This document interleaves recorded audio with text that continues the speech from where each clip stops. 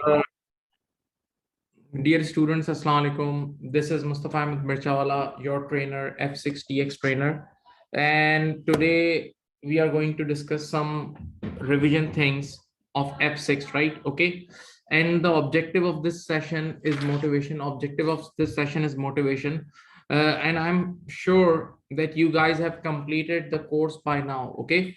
Because at the beginning, I always instruct my students to complete course on time. That's the major thing, okay? Like if your paper is on 6th or 7th, so you need to complete course by 15th or 14th of November, like this, right? Okay, so you have at least 20 days for revision, 20 days for revision, 20 days for articles reading, 20 days for reading examiner report, for solving mock exam, right? Okay, so these things are very important.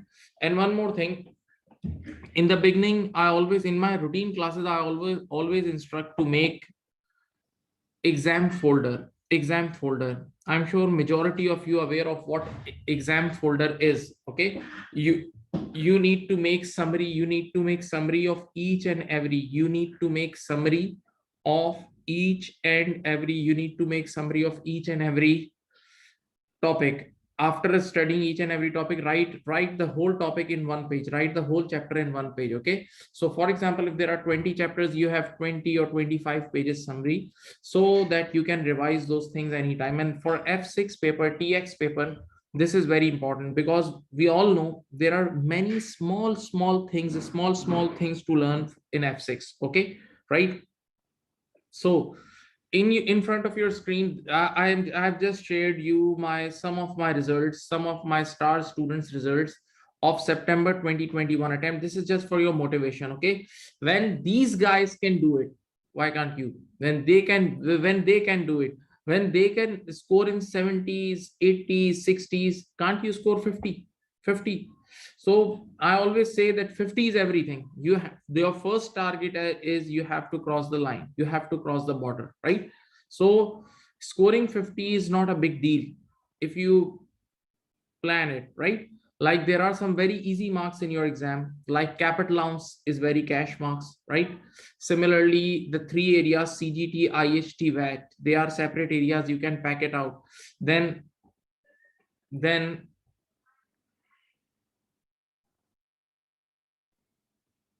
you have corporation tax. Corporation tax is sort of very 20 separate marks, 15 marks in the last section C, and some MCQs as well, okay? So I would say you can easily score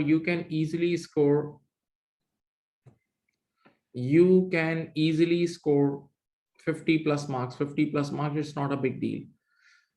What happens is you guys just get confused in the examination, and what you do, that one difficult question, you spread the tension of one difficult question over the rest of 90 marks. That's the issue, okay? So let's start. We are going to start it with income tax computation, some discussion of income tax computation. And in today's class, I'll be discussing some latest questions from examiner report. I'll be discussing some latest question from examiner report, okay? One more thing, I have in your chat box, our administration has sent a WhatsApp group link.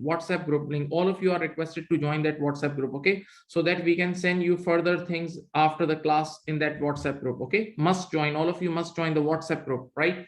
So first of all, my dear student, the thing which is written in front of you is fiscal year. You are going in this exam, in this upcoming exam, your fiscal year will be 2021. Your fiscal year will be 2021, okay? Fiscal year is the time period for which individual pays tax for fiscal year, right? So this is your fiscal year in front of you, 6th April 2020 to 5th April 2021, right? Now,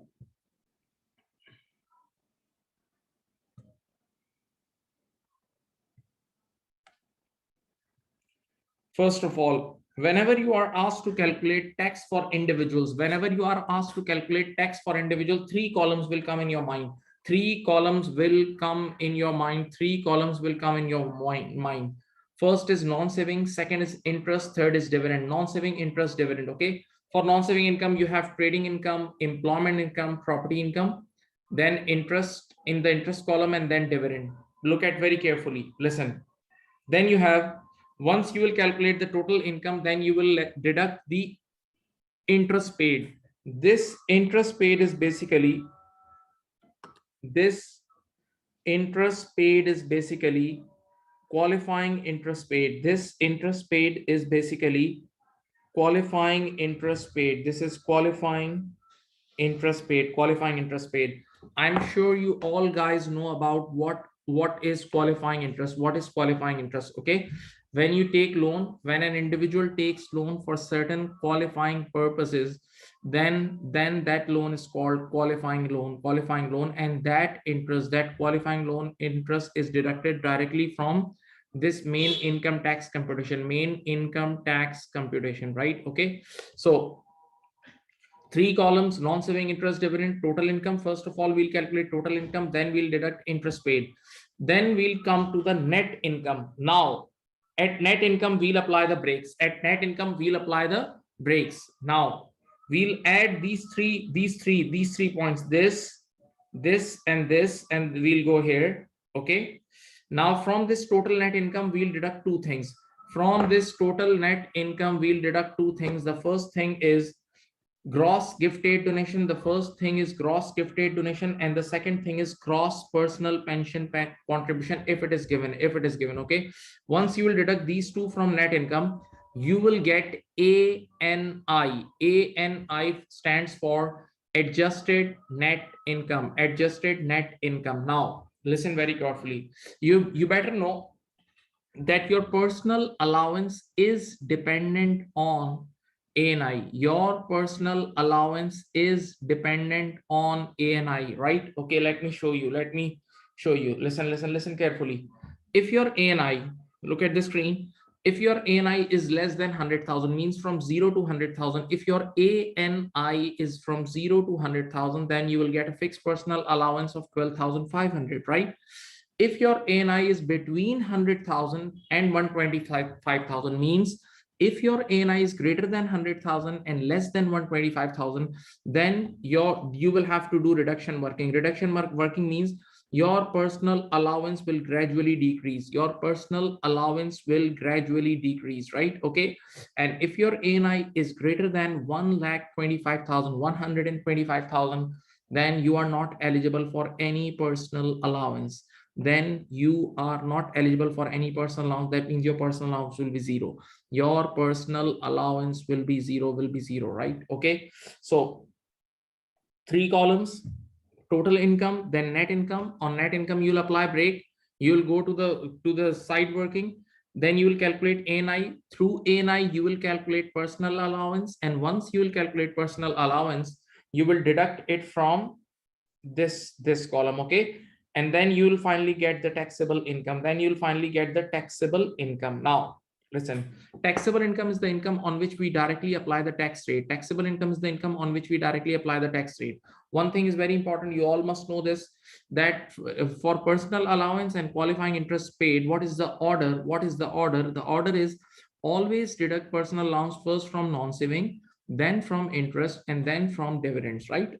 Non-saving, interest, and dividend. Okay. Now do one more thing. Once you calculate the taxable income, always calculate the taxpayer's status. Always check the taxpayer status, whether your taxpayer is the basic rate taxpayer, is it higher rate taxpayer, or additional rate taxpayer. Okay. If this taxable income is lower than 37,500, total taxable income is lower than 37,500, then the guy is the basic rate taxpayer.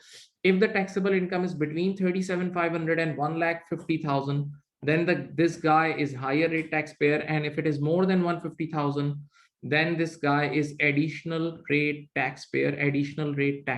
Okay. Now these are the tax rates. These will be given to you in the examination as well. These are the tax rate, and these will be given to you in the examination as well. Okay. I have broken down the 0 to 37,500 into 0 to 5,000 as well. Normally in majority cases you don't need to break it out like this. In normal situations your bands are 0 to 37,500 the first band, then the 37,500 to 150,000, and then 150,000 and above, 150,000 and above. Okay, just the difference is, look at the screen, this 0 to 5,000 band, it has a special rate for interest that is 0%. It has a special rate, for interest income that is 0%. Otherwise, listen, for non-saving these two are same, for dividend these two are same. Okay, just for the interest income, my dear students, there is a special tax rate of 0%. There is a special tax rate of 0%, special tax rate of 0%. Okay, I'll discuss it, don't worry. Now, individual tax bands are extended because of two reasons. For individuals, tax bands are extended because of two reasons. Number one, if you have a gross GAD, like gross gift aid donations, if gross gift aid donation is given in the question, then you need to stretch the band. Okay, and because of gross personal pension contribution by an individual, then you need to stretch the band. Okay, these are the only two things because of which you stretch the band. And which bands you stretch? This basic rate band and this higher rate band. Okay, this 37,500 and the 150,001. Okay, there is no need to stretch this 0 to 5,000 band. Never ever stretch it. Okay, I repeat, which two bands you are going to stretch for individuals? 0 to 37,500, this 37,500 band you will stretch, and the next one is 150,000 band. You will also stretch. Okay, by this gross gift aid donation and gross PPC, gross gift aid donation and gross PPC, right? Okay, now what is the tax computation order? Whenever you start computing tax, always compute tax on non-saving, always compute tax on non-saving, then interest, then dividend. First non-saving, then interest, then dividend. Okay, now listen to me very carefully. Whenever I teach to my student, I teach this topic, this tax computation, in two slots. First case, if you're non-saving, look at here, if you're non-saving taxable income, if this non-saving taxable income is greater than 5,000, if your non-saving taxable income is greater than 5,000, then make these bands, 0 to 37,500 and 37,500 to 150,000. That's it. This is the simple allocation. I repeat, whenever your non-saving taxable income is greater than 5,000, then make the bands, make the drawing like this, 0 to 37,500 and 37,500 to 150,000. Because in such cases you don't need to use this, this 0% band of interest income. You don't need to use this 0% band of interest income. Okay, in such cases, how you will calculate? First of all, you will compute tax on non-saving. Then you will come to interest income. How to calculate interest income? How to calculate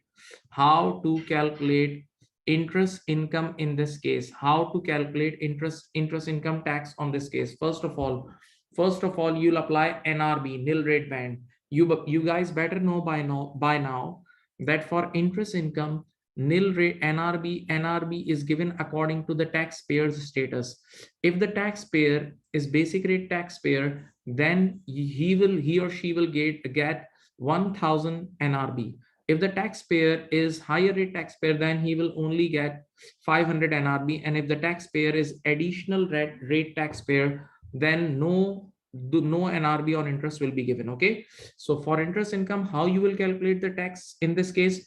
First of all, calculate NRB according to your status and then compute the normal tax. Okay, now finally, when you will come to dividends, for dividends there is only one rule. For dividend income, NRB is 2,000, fixed NRB irrespective of your income. Fixed NRB irrespective of your income is how much? it's 2000. Okay, and then normal tax. So I repeat, for dividend income, the tax computation order is first NRV, which is 2000, and then normal tax. And NRV means 2000 times 0%. That means, in shortcut, whenever you need to calculate tax on dividends, just do 2000 times 0% and then normal dividend tax. Okay, this is the order. This is the order. Now, the second case. The second case. Sometimes this, look at the screen. Sometimes this non-saving, sometimes this non-saving income, non-saving taxable income, sometimes this non-saving taxable income is less than 5,000. This first column, the non-saving column's taxable income is less than 5,000. In that case, now you need to use this 0% band. And now the band allocation will be, look at here, this will be your band allocation. 0 to 5,000, then 5,000 to 37,500, then 37,500 to 150,000, 37,500 to 150,000. This will be your band breakup. This will be your band breakup. Okay, in this, in which case, look at here, when to use, see my question, read the question. When to use this 5,000 0% band of interest? When non-saving taxable income is less than 5,000. Whenever the first non-saving taxable income column is less than 5,000, then you will be using interest income 0% band. Interest income 0% band. Okay, and in that question, the band allocation will be like this. See, the band allocation will be like this, and this will be the order of interest income tax computation. Listen, first of all, number one, the first priority is use this 5,000 band. Use that 5,000 band of 0%, then use NRB of interest, which is always according to your status, and then normal tax. I repeat, in this special case, whenever the non-saving taxable income is less than 5,000, you need to calculate interest income in 3 steps now. First of all, use the 0% band, that 5,000 band. Number two, then use interest NRB according to the taxpayer's status. And number third, the normal tax. Normal tax. Okay, right? Now, again, I have written here, we never stretch 5,000 band because of gift aid and gross PPC. Never ever stretch that 5,000 band because of gross PPC and gift aid. We never stretch. Okay.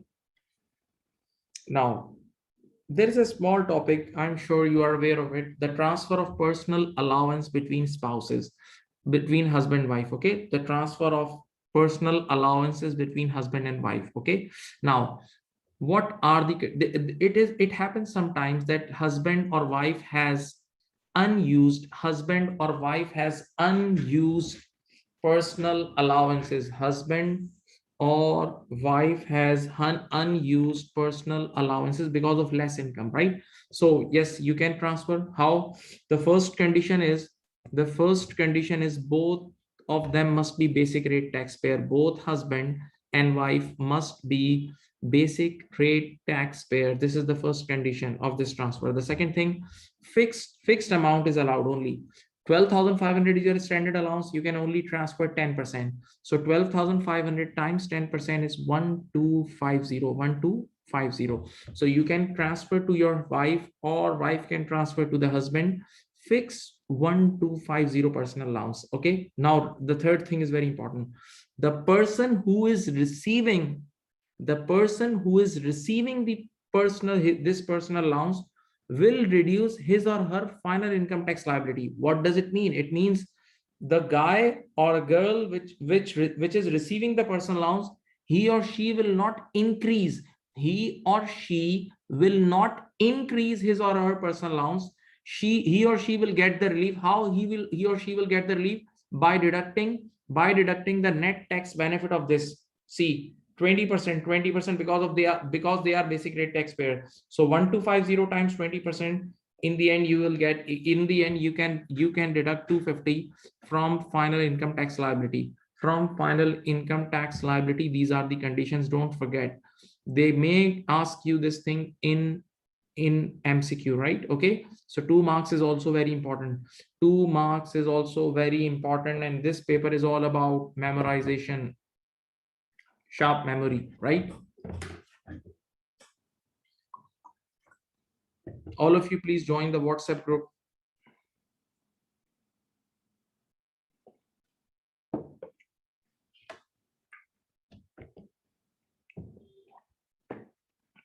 Next, there is one area which we call pensions. In your normal classes, you always do pension with income tax computation. You always do pension with income tax computation, right? Okay, let me give you a quick recap. First of all, there are 2 principal types of pension funds. One is state managed, and second is private pension. Second is private pension funds. Okay, state managed pension fund means that is a mandatory thing, like NIC, like national insurance contribution. Obviously, right now we are not discussing NIC. Right now we are not going to discuss NIC, and that NIC thing is mandatory. There is no option. You have to contribute at any cost. Okay, but the second thing, see the second heading, private pension funds. Private pension funds is an option for all individuals.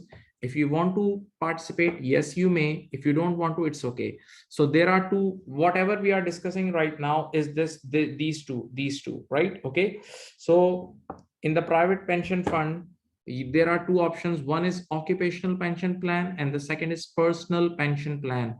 Occupational pension and personal pension plan, right? Have a look, please, and be very active during this class. This is totally, everything is going to be revised. Your routine class is going to be revised. Okay,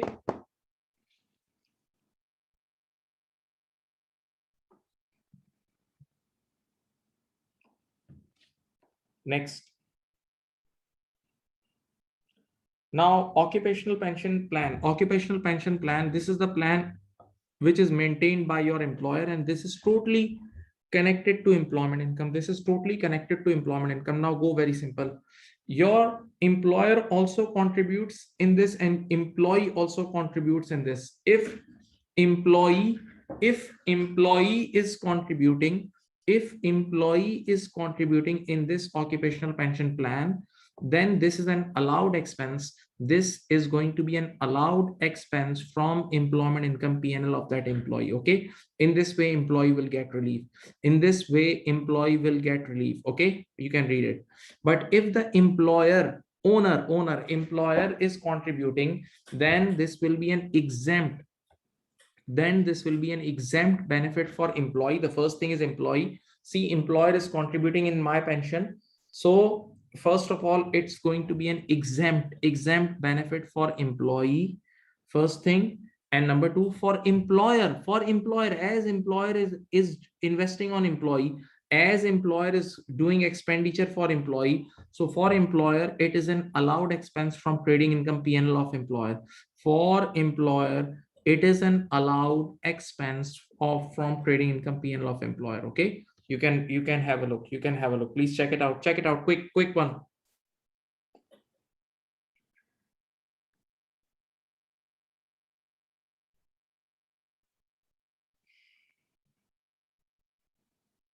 Now, personal pension plan. Now this thing, see this personal pension plan. Personal pension plan has nothing to do with employment income. Any individual can go and join a pension fund. Can open its own personal pension account and start contributing it. Okay, now first of all, if any individual contribute in his or her personal pension account, then this is not an allowed expense. First of all, it is not an allowed expense from any P&L, first thing. Okay, but yes, you are going to get the relief. How you are going to get the relief? 3 points. See the 3 points. The first point is, you just have to contribute 80%. The remaining 20% will be contributed by the government, HMRC. Okay, like for example, you want to contribute 1,000 in your personal pension, So you just have to contribute 800 net. You just have to contribute 800 net. Remaining 200 will be contributed by the tax department. Okay, so I sometimes say it's a physical help.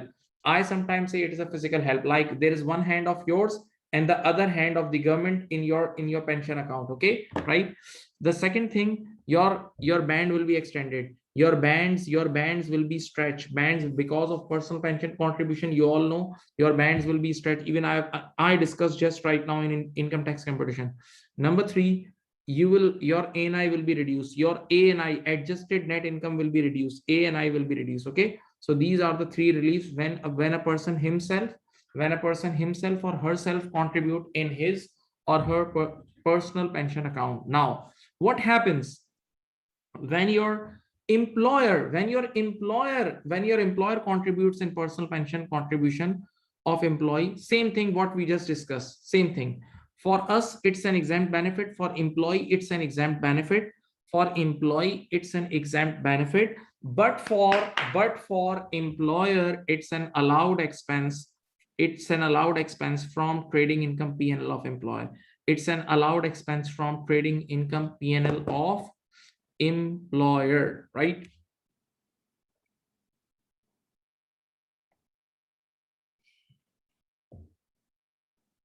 Now, one more thing. I'm sure you guys are aware of this technical issue.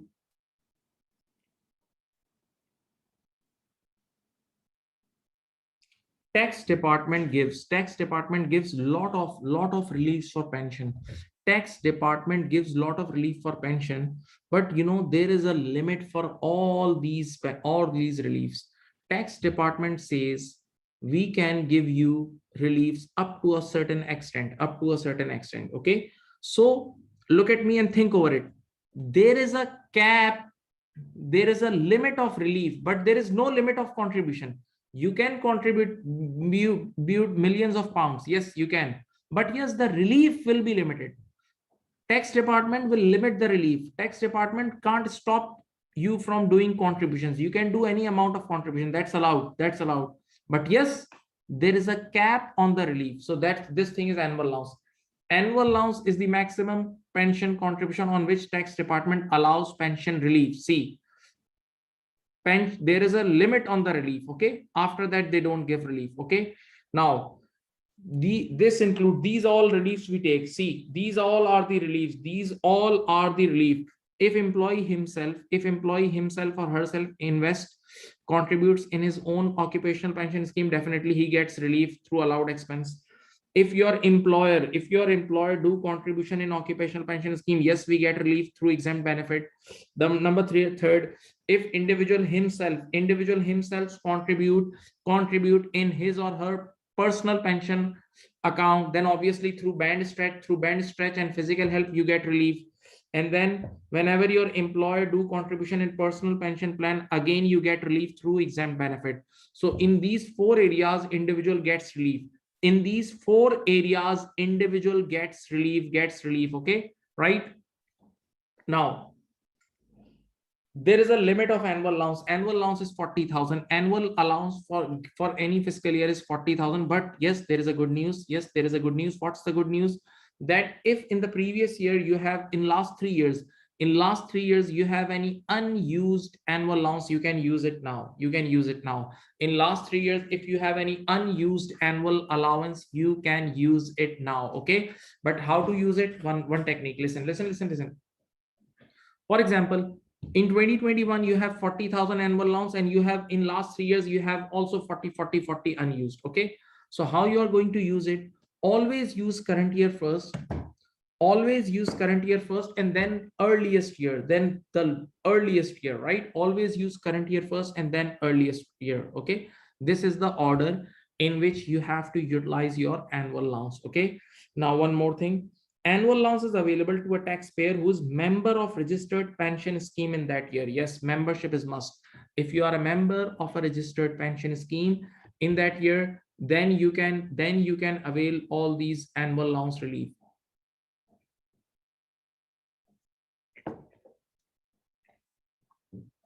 Now, what if you step out? Look at here. In my class, in my routine class, I used to say a word, return working. If your total reliefs, if your total reliefs from pensions, if your total reliefs from pension exceeds your annual allowance, total annual allowance, then the excess will be treated as a non-saving taxable income. The excess will be treated as a non-saving taxable income, and you need to return tax. Then you need to return tax. Read this line. Read this line, please. Please.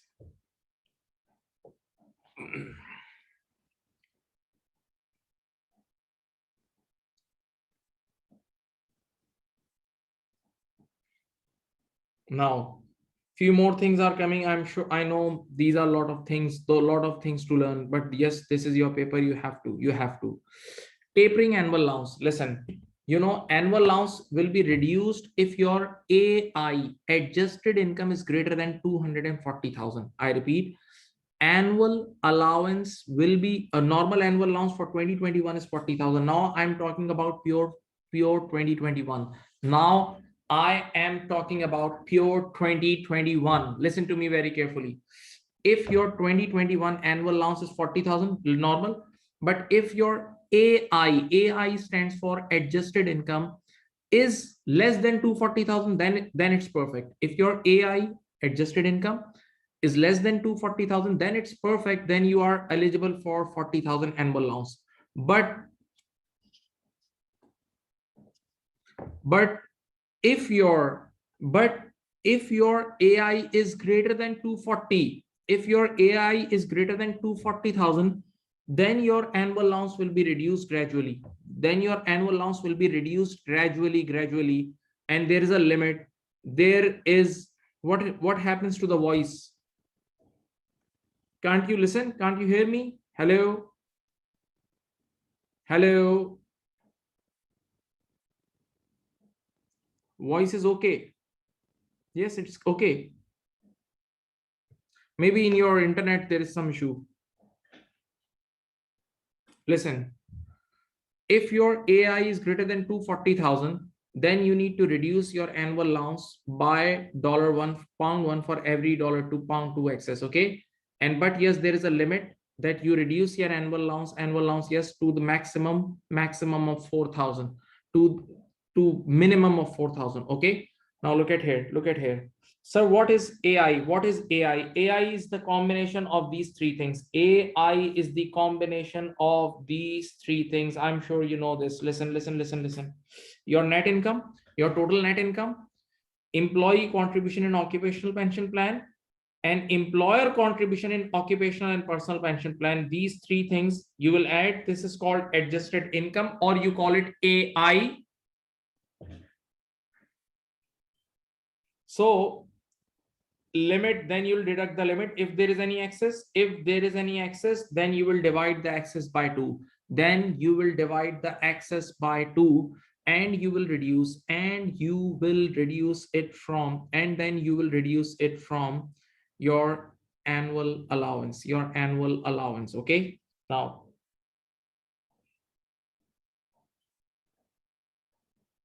see this. Minimum annual allowance after tapering concept is 4,000. Minimum annual allowance after tapering concept is 4,000. That means yes, you can reduce your annual allowance, reduce, but there is a lower limit, lower lock. There is a lower lock of 4,000. There is a lower lock of 4,000. Okay, don't forget this. Now have a look, please. Have a look.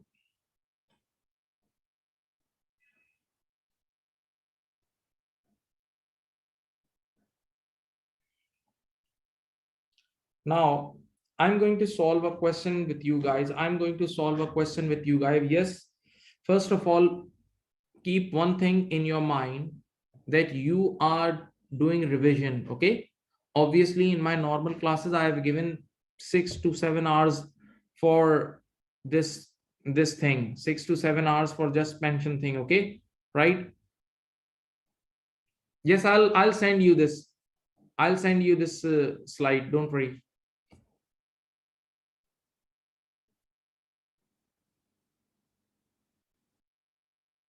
Now, First of all, see the question.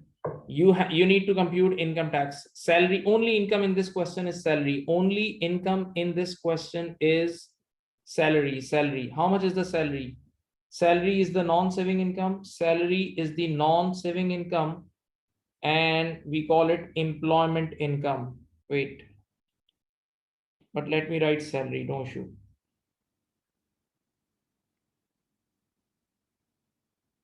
130,000. 130,000, right? Now, there is one allowed expense. Employee, double E means employee. Double E stands for employee. Open your eyes. Employees contribution in occupational pension scheme. Yes, yes, it's an allowed expense. Less employee occupational pension contribution. This is 20,000, right? Now wait. So this is your final employment income. Final employment income. Now wait. How much is this? 110. There is no bonus in this question. There is no car benefit. There is no fuel benefit. No such thing. This is your full and final employment income. Okay. Now wait. Next thing is employees contribution in personal pension. Employee is the guy himself, and he is doing personal pension contribution.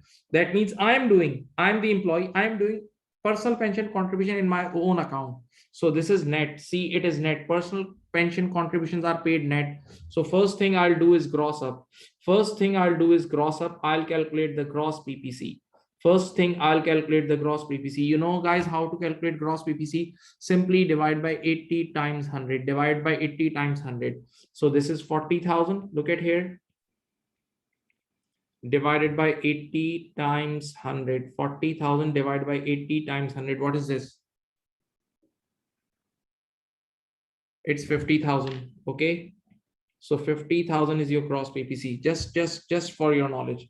Okay. Now let's read the third line. Employer contribution in occupational pension scheme. Employer.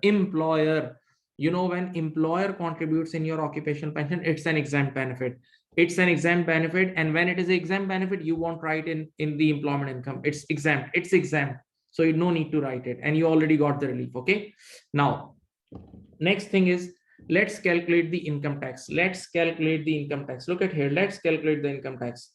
How you're going to calculate the income tax? This is your employment income. There is no other income.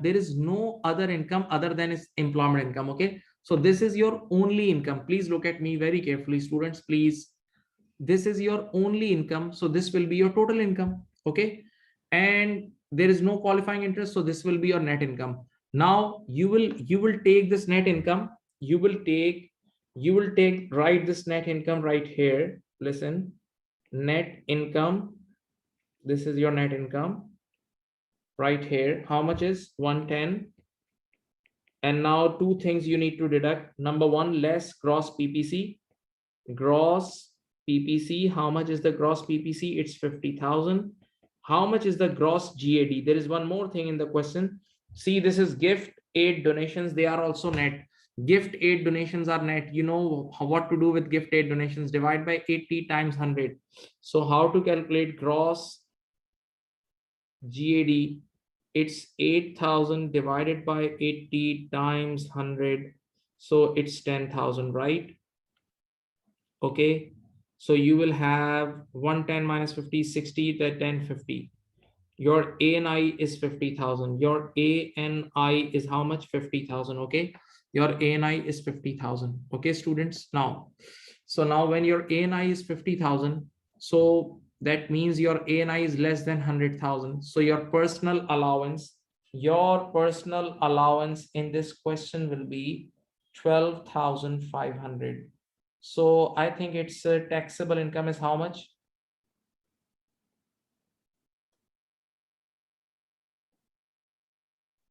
97,500. Your taxable income is 97,500. Okay. Now, there is one more working which we all should not forget, and that is adjusted income working, AI working. Okay, because the AI hits your annual allowance. AI hits your annual allowance. Okay, so let's do the AI working.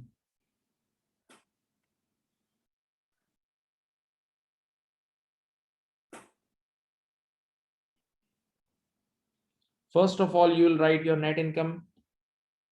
First of all, you'll write your net income. In this question, your net income is 110. See, this 110 is the net income because there is no qualifying interest. So 110,000 is your net income. Then add employee contribution in occupational pension. It's 20,000 if you have seen the question. Then employer ER contribution in any pension. Now in any pension, whether it is personal or occupational, any pension of employee. I think in this question it's again 20. It's again 20. So tell me this, if we add these three, it becomes 150,000. So your AI is equal to 150,000. Now you tell me. Now guys, you tell me, whenever your AI, please, you have to give the paper. Whenever your AI is less than 240, it's only 150. Whenever your AI is less than 240, sorry, it means in this question it's 150. So no need to taper, no need to reduce your annual allowance. Okay, so so good news is that enjoy with your 40,000 2021 annual allowance. Complete 40,000 annual allowance is available to you, right? Okay, plus you have some brought forward as well. Don't worry. How much is the brought forward? Tell me guys, how much is the brought forward, please? This is the brought forward. Okay, 10,000 is the brought forward as well. So current year you have 40. In the current year 2021, current year fresh, you have 40,000 available, and from previous year brought forward you have 10,000. So this makes around 40 and 10. This makes around 40 and 10, 50. 40 plus 10,000, 50,000. You have 50,000 annual allowance with you. You have 50,000 annual allowance with you. Are you getting, guys? Are you getting? Please reply on the chat box. You have 50,000 annual allowance with you. You have 50,000 annual allowance with you.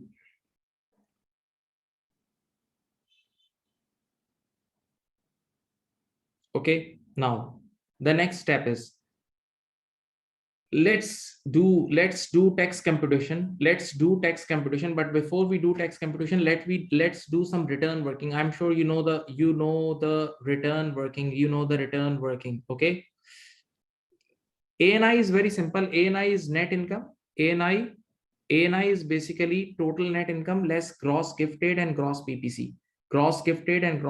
See, it's very simple. It's old working. Now, what about the return working? Let me show you the return working.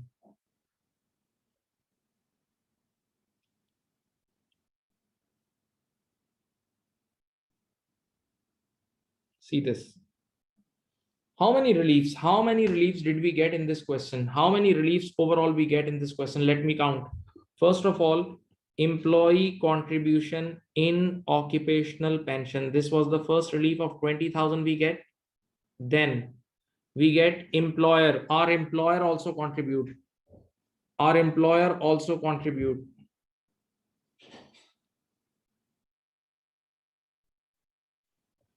Employer contribution in occupational pension. This is also 20,000. Okay, then employee, this guy, we contribute in our employee contribution in personal pension. Now wait, this is a dodge. This third line is a dodge. Wait, here you have to write the relief amount. All of you, please look at me. This thing you may forget.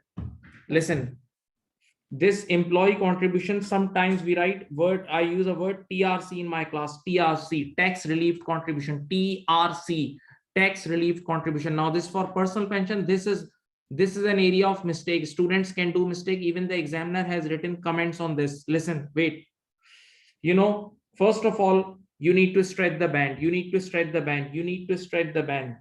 Your normal bands were, wait, 0 to Normal bands were 0 to 37,500. You know, individual bands are stretched because of two things. Individual bands are stretched because of two things. Number one, gift aid donation. Yes, gross gift aid was 10,000. And number two, look at the screen. Number two, you have to stretch bands because of personal pension. You have to stretch bands because of personal pension, but for that you must know one thing which is called relevant earnings. For that you must know one thing which is called relevant earnings. You know what relevant earnings are? Relevant earnings are sum of three incomes, employment income, trading income, and income from furnished holiday letting. In this question, there is no furnished holiday letting, so forget about it.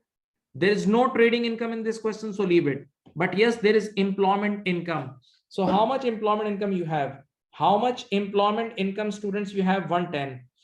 This is your relevant earning. Okay, this is your relevant earning. Now compare your relevant earning with your gross PPC. Compare your relevant earning with your gross PPC. What is the lower amount? That is 50,000. So you will be stretching your bands with 50,000. Okay, so now write 50,000. This is your TRC. This 50,000 is your TRC. Okay, similarly, the next band, which is 150,000, you will write 10 plus 50. So your updated bands will be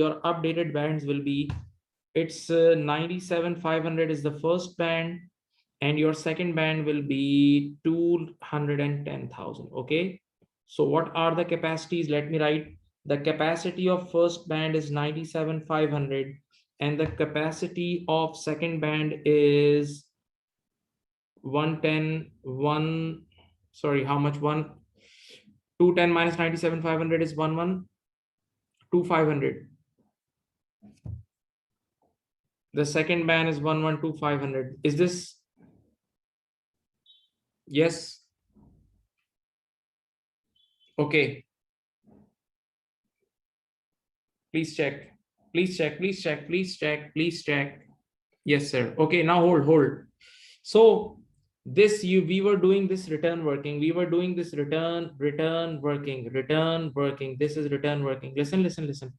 So we have, how many reliefs did we get in this question? For one is employee contribution and occupational pension scheme. Yes, we get relief on this. Then employer contribution and occupational, again we got relief. And finally, the TRC through band stretch, we got 50,000 relief. Through band stretch from personal pension, we got relief of 50,000. So these were our total relief, less annual allowance. How much annual allowance we have? How much? Wait, why you are asking 60? I know we stretch the band with 60, but 10,000 is GAD, gross gift aid. Gross gift aid is not part of pension. Gross gift aid is not part of pension. Be very careful. This is a very big mistake. Now, you get the relief of 90,000 overall, and now you have to deduct annual allowance. How much annual allowance is available to you guys? 40,000 for current year and 10,000 old.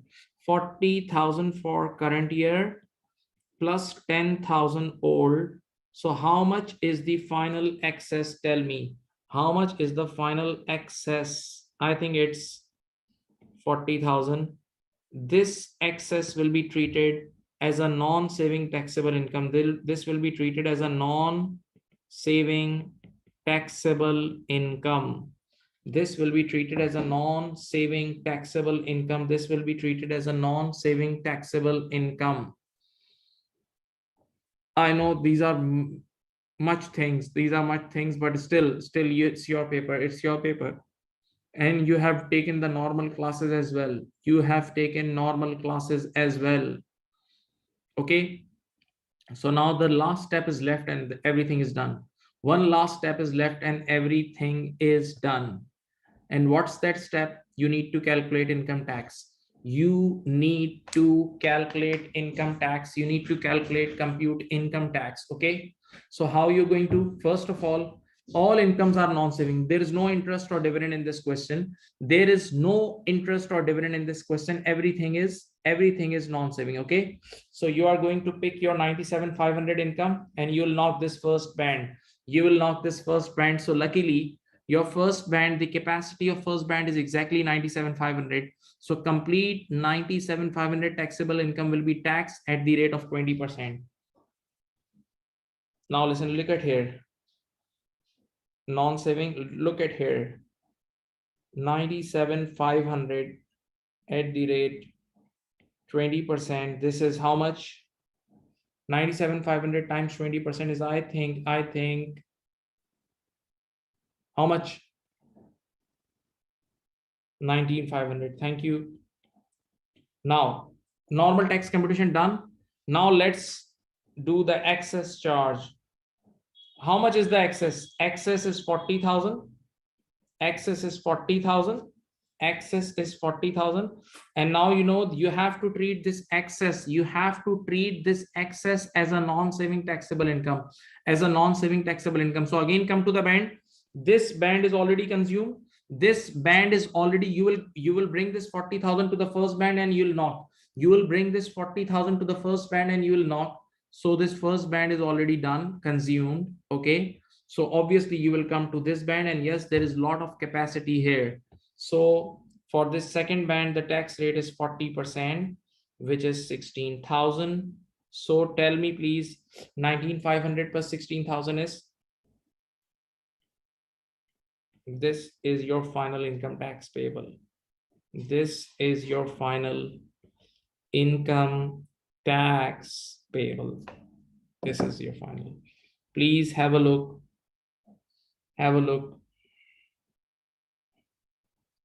Everything inside, in front of your screen. Everything in front of your screen.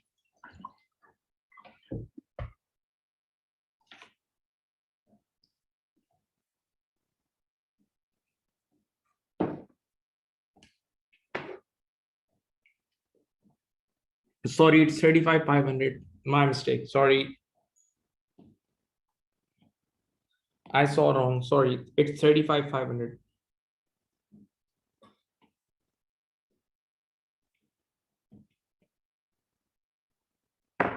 See this. Take your time. Take your time.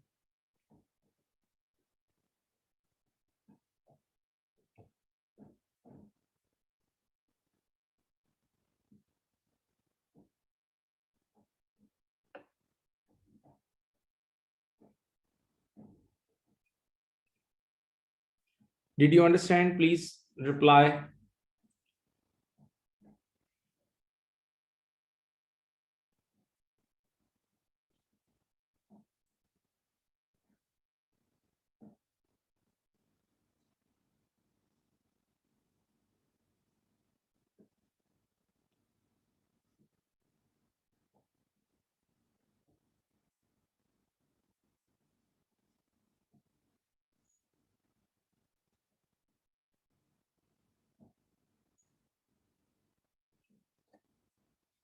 Okay.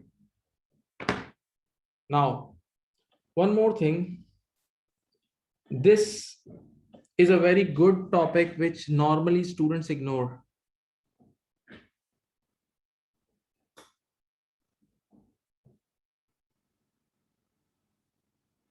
No, in return working, these are the maximum things. One student is asking, yes, these are the maximum things. What are the maximum thing? Let me tell you. The TRC, which is related to my own personal pension contribution.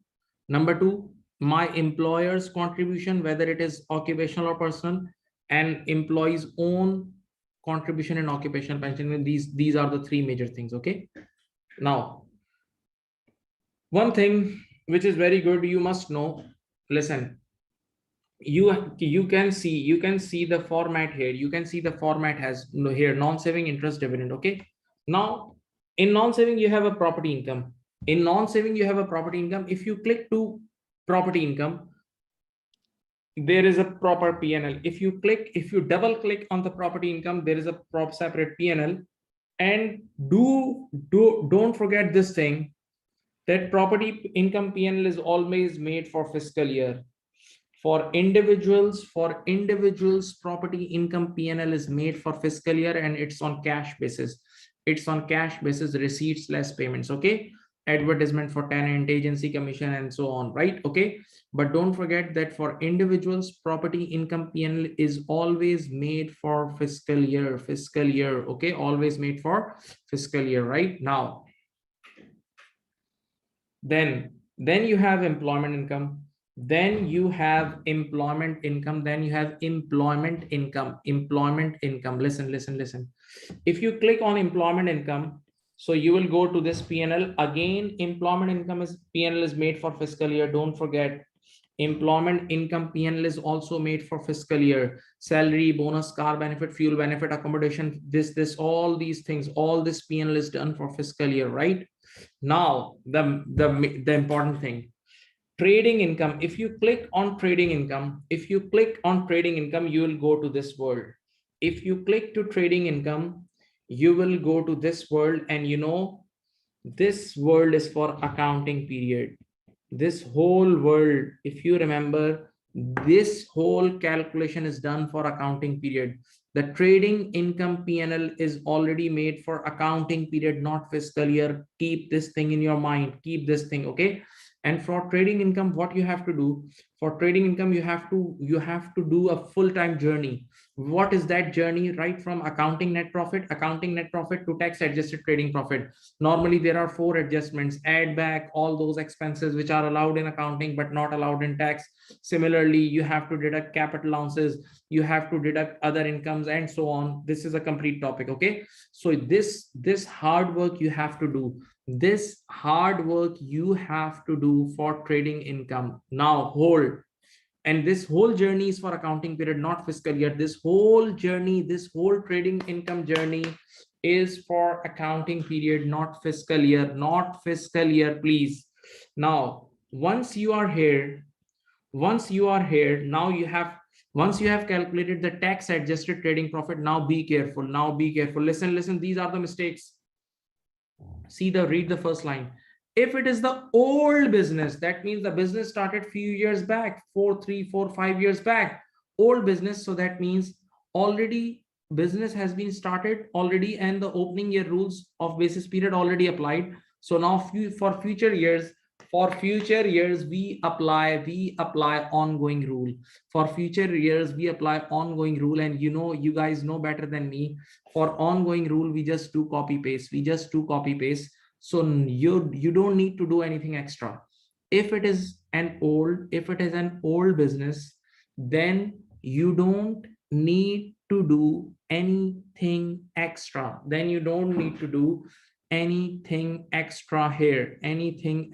Here, right? You just have to copy paste. This tax adjusted trading profit in the non-saving income column, and just do tax computation. That's it. Right? This is the first line. Now read the second line. If it's a new business, if you have covered the whole journey right from accounting profit to tax adjusted trading profit, and it's a new business, you come to know that it's a new business, and this is the first year of accounting period. Listen to me. This is the first year of accounting period, and accounting period and fiscal year is not aligned. Accounting period and fiscal year is not aligned. Then you have to apply opening year rules. Then you have to apply opening year rules of basis period. Okay. Finally, if this is the last year of business, then you need to apply closing year rules. Okay. Now see this, read this. If it is the last year of business, don't forget to deduct overlapping profit from last year basis period. Okay. If it is the last year of business, then obviously you have to deduct overlapping profit from the last basis period, because this is the last chance you have.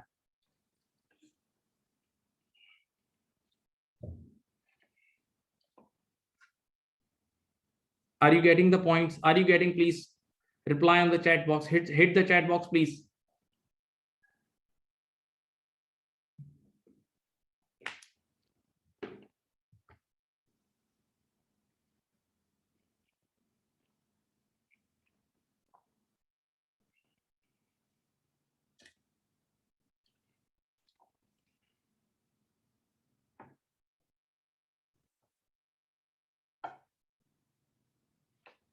Next. Now I'm going to give you a very short, quick revision of basis period, quick revision in my own style, right? From my point of view, basis period opening year rules, there are two heads. For basis period opening year rules, there are two heads. The first head I have written normal cases, and for second I have written special case. What is the special case? First, let me tell you what is the special case. In which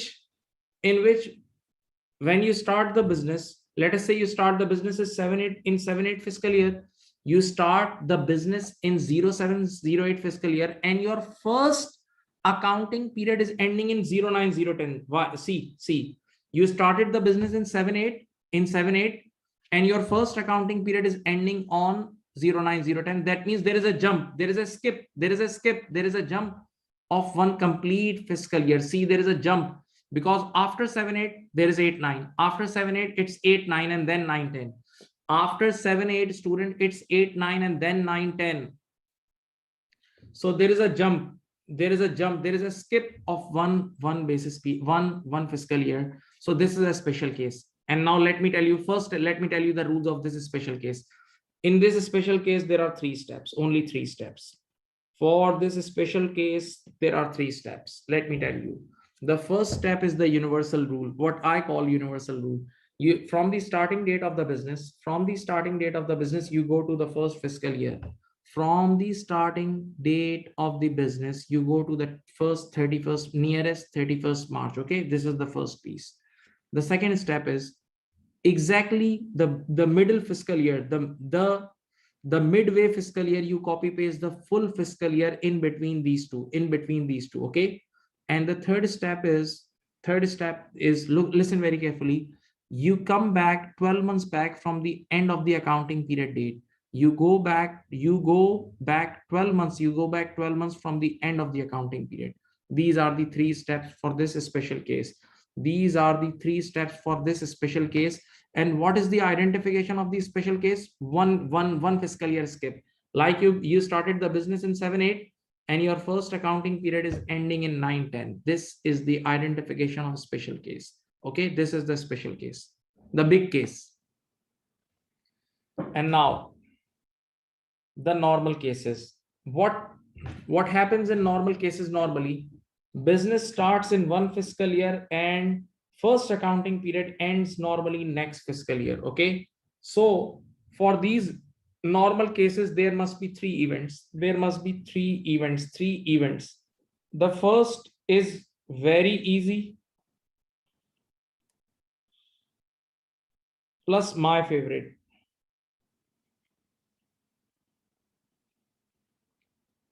Only one step.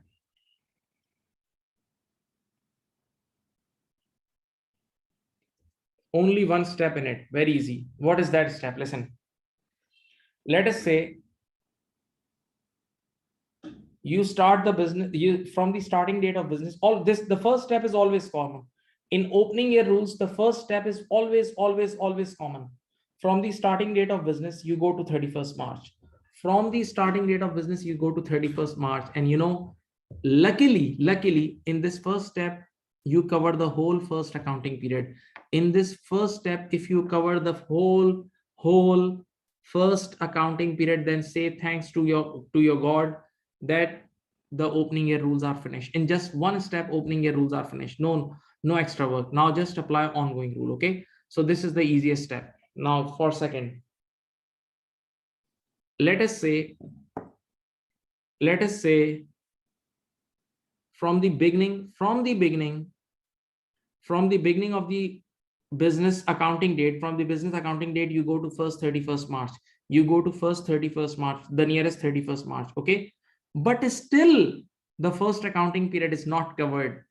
The first accounting period is not covered, but still the first accounting period is not covered. Now you have only 2 options. First thing is first try 12 months back from the ending date. 12 months back from the ending date of the first accounting period. And if this 12 months back is not possible, If this 12 months back is not possible, then go 12 months forward from the opening date of the accounting period. That's it. That's it. I repeat the second case. From the start of the business starting date to 31st March, okay, you do this first step, and you find that the first accounting period is not yet covered completely. You haven't covered the first accounting period completely. So now you have only two options left. The first, always do first this ending dates, sorry, from the end of the first accounting period 12 months back, from the end of the first accounting period 12 months back. And if this 12 months back is not possible, then from the beginning of the first accounting period 12 months forward. That's it. And yes, overlapping profit, you need, in all these cases, you have to check about the overlapping profit. In all these cases, you need to check about the overlapping profit. You need to check about overlapping profit. You need to check about overlapping profit.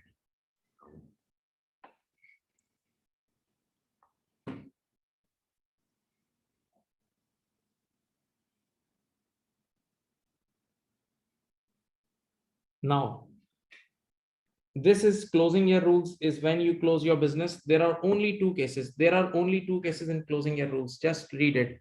If you're just see the ending date, always for closing year rules, be active and see the ending date of last and second last accounting period. That's it.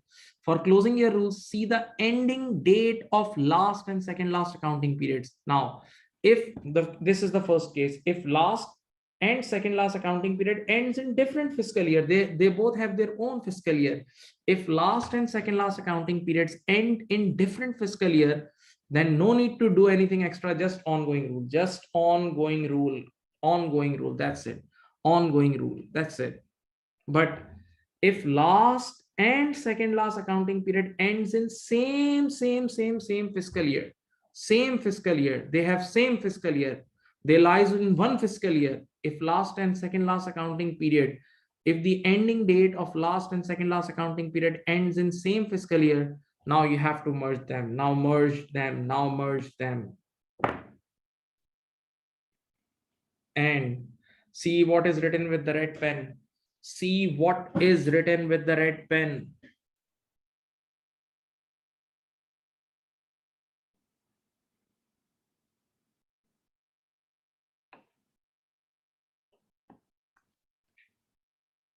Okay. Now, there is one topic which we call self-assessment individuals. Self-assessment individuals. I'm sure you guys know that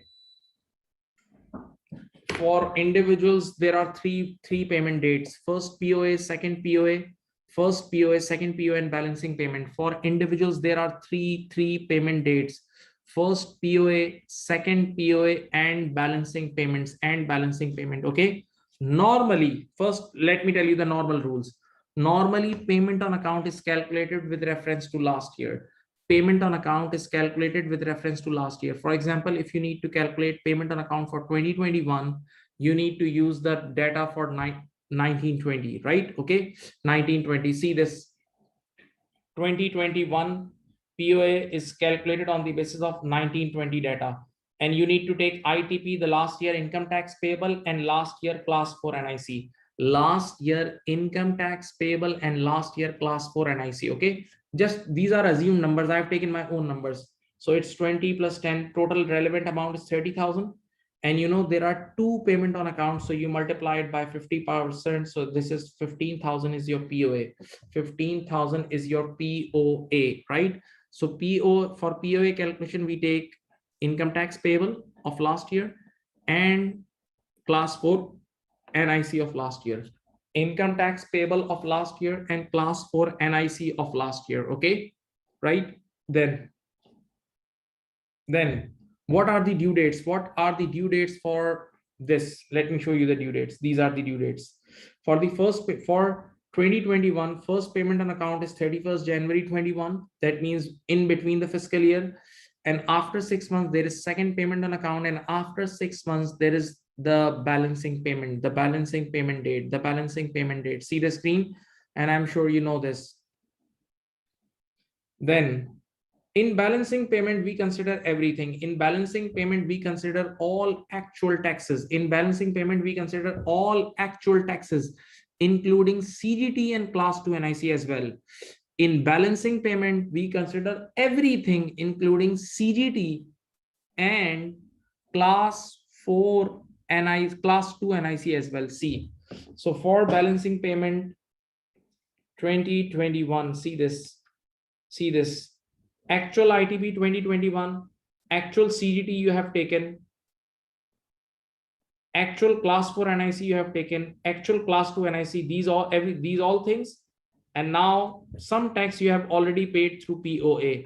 Some tax you have already paid through POA. This will be deducted. So you will get a balancing payment. You will get a balancing payment. You will get a balancing payment. This balancing payment will be done for 2021. For 2021, this balancing payment will be done on 31st of January 2022. 31st January 2022. This balancing payment will be done on 31st January 2022, right? Okay, right.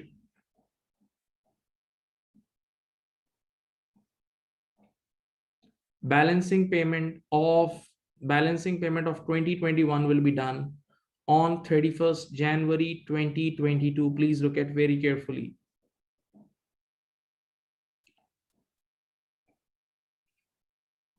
Now, on this 31st January 2022, you have to pay, you have to submit one more thing, which is called electronic tax return. This is the last date of electronic tax return as well. This is the last date of electronic tax return as well. Now, read these lines, these are important. POA is computed on the basis of last year ITP. POA is calculated on the basis of last year ITP and Class 4 NIC, okay?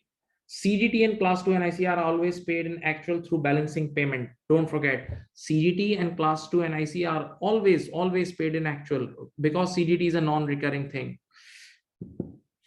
Never include CGT and Class 2 NIC in the computation of POA. In the computation of POA, we never ever include CGT and Class 2 NIC. Okay. Now, one thing.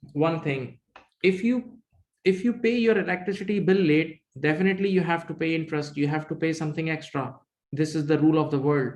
So if you pay your POA or any payment, POA or balancing payment or any payment, if you pay your any payment late, you have to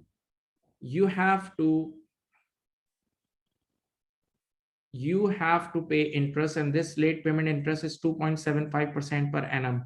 This late payment interest is 2.75% per annum, 2.75% per annum, right? Okay. Now, for POA and balancing payment, both you have to pay. If you pay them late, you have to pay interest. But for balancing payment, if you pay it late, there is a penalty as well. There is a penalty as well, and you guys know this. There is a penalty as well. There is a penalty as well. Okay. Now, one more thing. If an individual wants tax department to compute his or her tax, then he or she can submit documents before 31st October 2021. Listen, this is your 2021 fiscal year, and you want tax department to compute your tax, then you have to submit the document before 31st October. Before 31st October, then they will do the tax computation for you. Okay. And now one more thing. There are two types of tax return. One is paper-based tax return. And the second one is electronic tax return. One is paper-based tax return, and the second one is electronic tax return. If you want to do hard copy, physical copy tax return, submit hard copy tax return, then look at here. Then the last date is 31st October 2021. But if you want to do electronic tax return, which is a fashion, then the date is 31st January 2022. But remember, open your ears. If if you cross this 31st January 2022, if you didn't submit your tax return on time, if you didn't file your tax return on time, then the penalty will start after 31st January. Okay, the penalty, that there are penalties on return as well. There are penalties on return, and it comes in the last exam. It comes in the last exam. I'm going to discuss this MCQ, the real MCQ of exam, with you soon.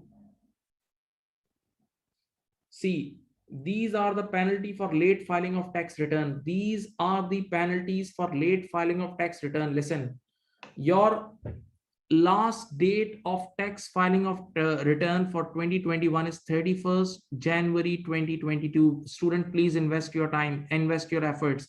Your last date for return filing for 2021 fiscal year is 31st January 2022. Okay, now if you didn't submit on time, then the first penalty is 0 to 3 months. If you are only less than 3 months late, then there's a fixed penalty of 100. But if you cross 3 months, means 3 to 6 months, now you will have to face an additional daily penalty, that is 10 pounds per day.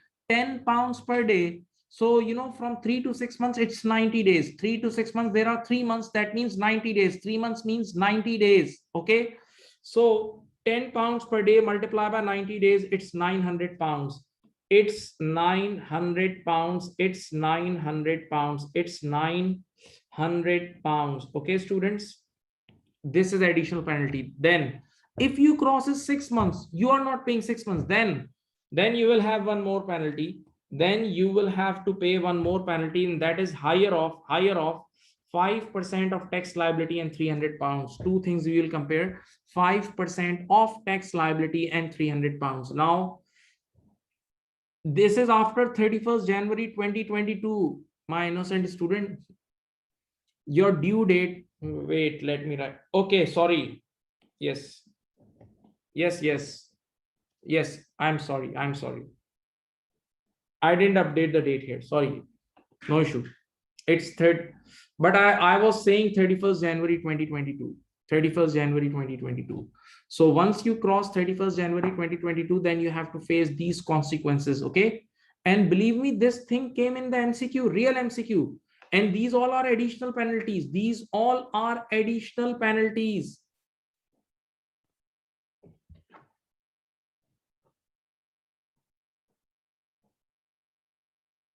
Taking now we are going to do real exam MCQs of very latest attempt. So don't go, don't leave.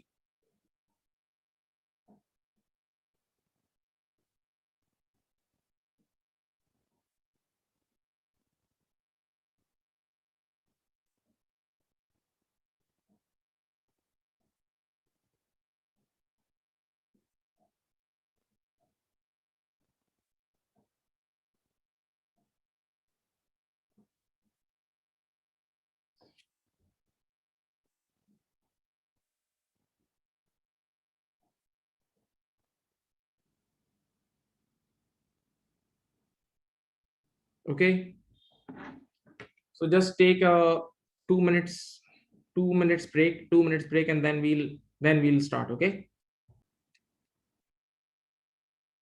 Okay.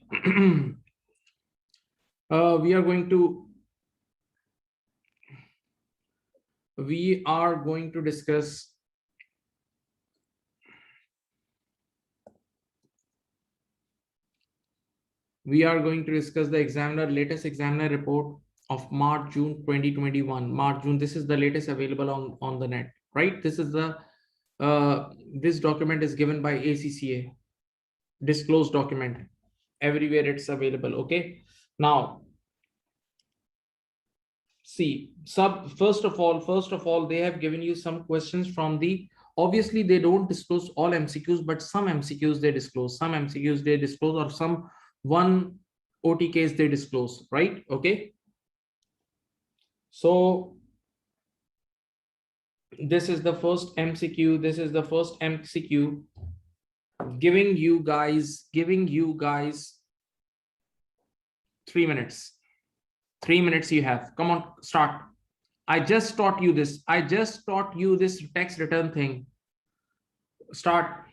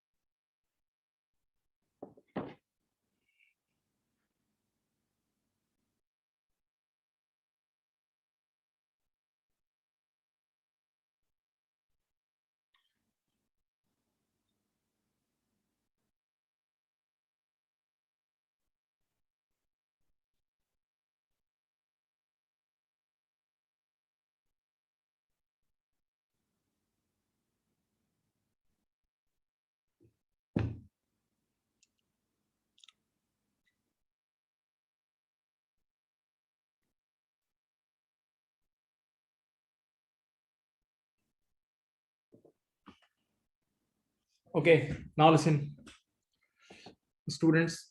First of all, they are talking about the electronic tax return of 2021. You must know the dates. It's all about memorization. This paper, you need good memory. For 2021 fiscal year, the last due date for electronic tax return is 31st January. See, this is January 2022. Okay, this is the last date. Now, but you submitted your return in August 2022, 10th of August. You submitted return on 10th of August 2022. So you are 6.5 months. You are 6.5 months late from the due date. Okay. Now, what penalties for? They are only asking you the penalty for return. See, they are not asking you the penalty for tax. They are asking you the penalty for tax return. This is the biggest issue. You guys don't read the requirement. Pause yourself and read the requirement properly. Requirement is everything. So I just taught you if you file your return late, then what will be the consequences? Listen, for first 3 months, let me change the color. For Feb, March, for these 3 months, there is a fixed penalty of £100. Okay. For these 3 months, there is a fixed penalty of £100. For next 3 months, it's £10 per day. £10 per day multiplied by 90 days. £10 per day multiplied by 90 days. So it's going to be 900 additional. So 100 plus 900, 1000. 100 plus 900, 1000 is done. Now you cross the 6 months because you paid on 10th August. You submitted on 10th August. That means you are more than 6 months late. So now you will have one more penalty. This is higher off. First you will write £300, and second you will write 5% of your income tax. What is your income tax? Look at the income tax, 8400. 5% of 8400. How much is 5% of 8400? Is, I think, 420. Okay, so one more 420 penalty you have to pay. One more 420 penalty you have to pay. So 3 penalties you have to pay. This is £100, £100, then £900, then £420. 100, 900, and 420. So if you sum these up, it's going to be C. It's going to be C.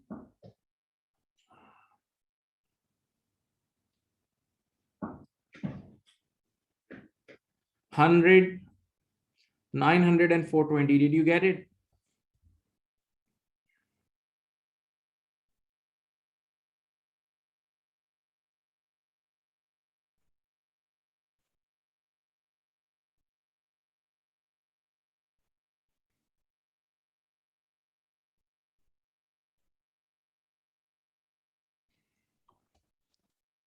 Next one.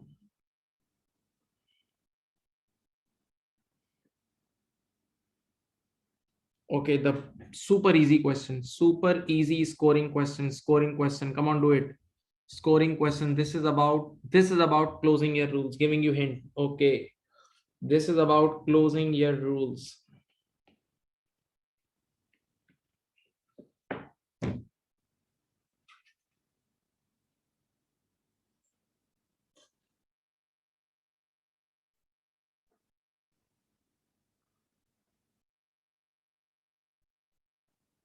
Read the requirement. Which fiscal year they are asking. 2021. And yes, in the 2021 you have closed the business. You close the business here. This is 2021 fiscal year. My dear, yes, you close the business on 2021 fiscal year. Now you studied two rules.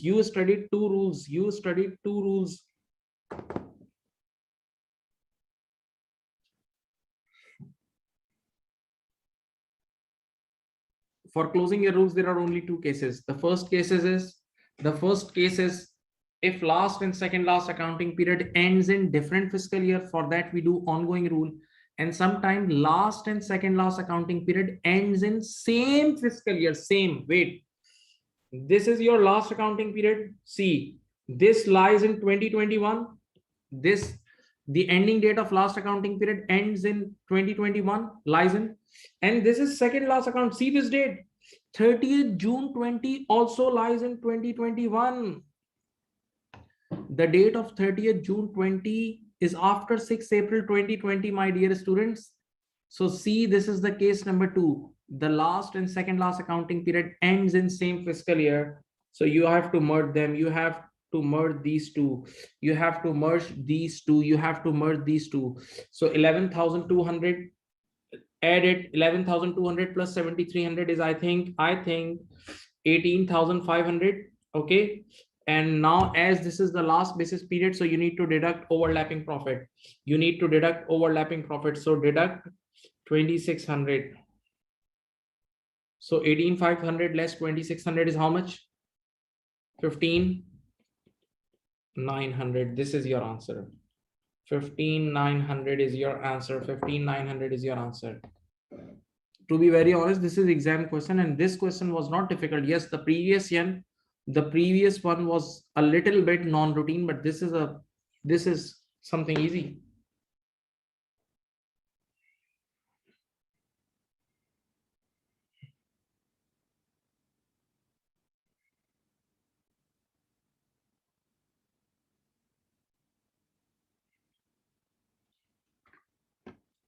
Okay.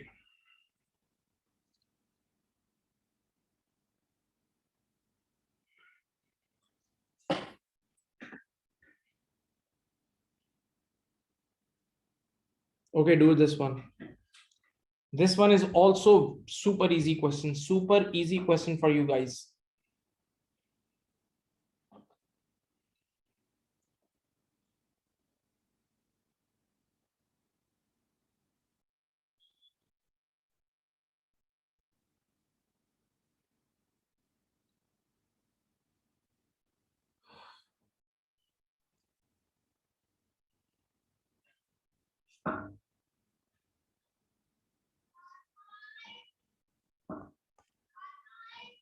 Do it, please.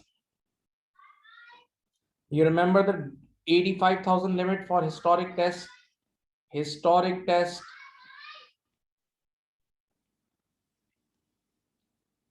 85,000 limit for historic test. You know that?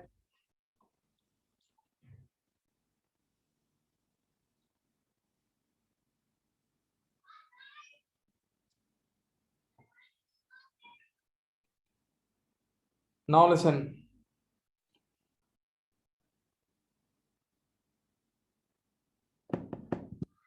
You have 1 or 2 minutes as well. 1 minute more.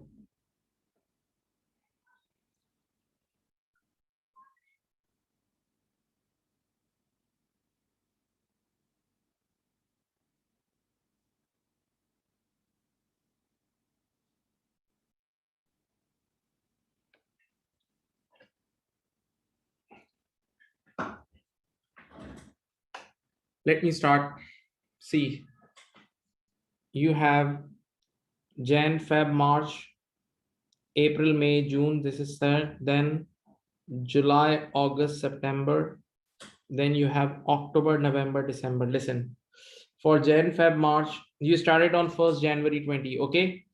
For Jan, Feb, March, it's 15,000. Okay. Okay, 15,000, right? Then April, May, June. These 3 months, 15,000 is less than 85. It's less than 85. So still go forward. Now, for April, May, June, it's 20,000.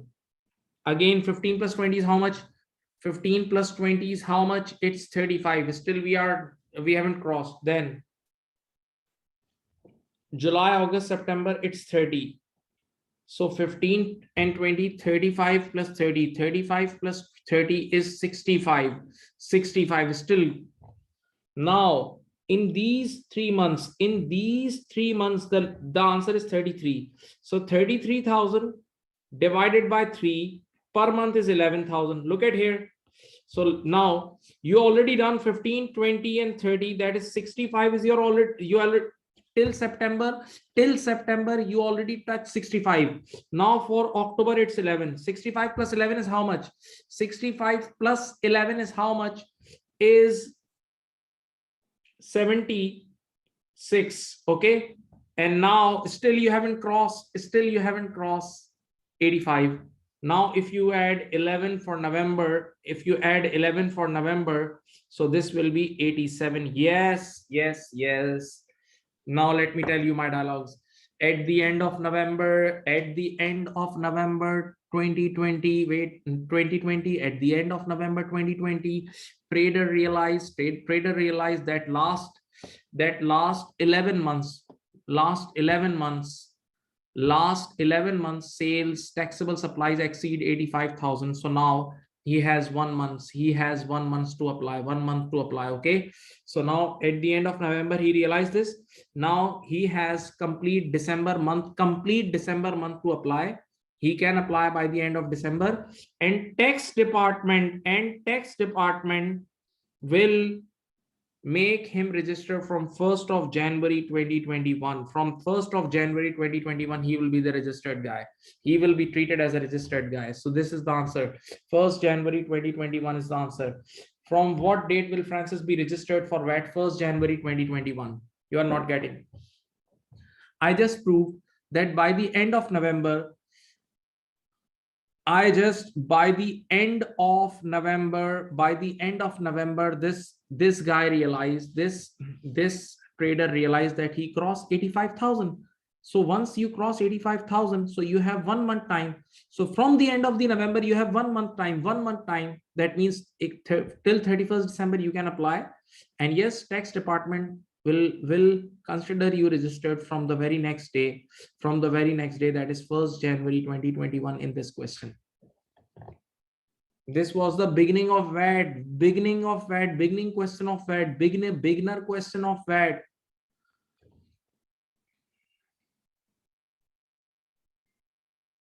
Yes, he can charge to VAT from customer from 1st January 2021. Obviously, he is registered then.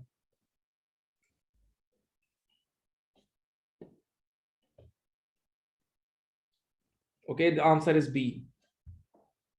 I have already sent you this examiner report before, but do read it. They will discuss the wrong answer as well. See, they have discussed the wrong answers, that what students think. These are the alternative wrong answers. See what mistakes students can do. So please invest your time in these things. Now, this is your, wait. You have now example number 4, which is IHT, inheritance tax. IHT, again, easy. Only you need to calculate tax on chargeable state, that is death state. This is your death state, and you need to calculate tax on death state. You need to calculate tax on death state. Come on, quick, start. No need to calculate everything, just this death state tax.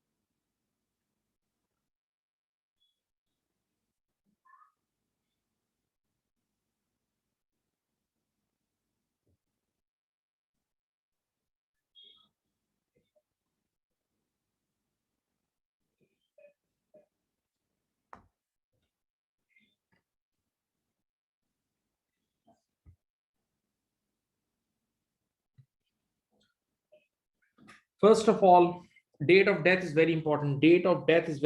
Which is 15 January 2021. Plot this date and go 7 years back.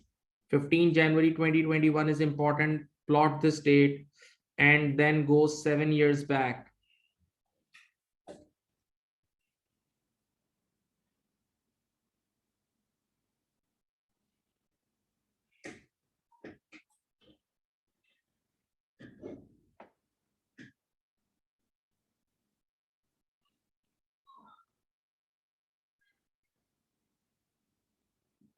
Okay, let me do it. See, your date of death is 15th of January 2021. Just go 7 years back. Just go 7 years back. So the date will be 15th January 2014. Okay. So these are last 7 years. These are last 7 years. Okay. The value of estate is, I think, the debt chargeable estate is 245. Okay, 000. Now wait, where are your gross chargeable CLT? The one CLT is in October 13. See, you have one CLT in October 13. This CLT 98,000. It's in October 13. More than 7 years old. More than 7 years old. So it's irrelevant right now. It won't come in the reduction. Then you have one more CLT. You have one more CLT in June 2017. Yes.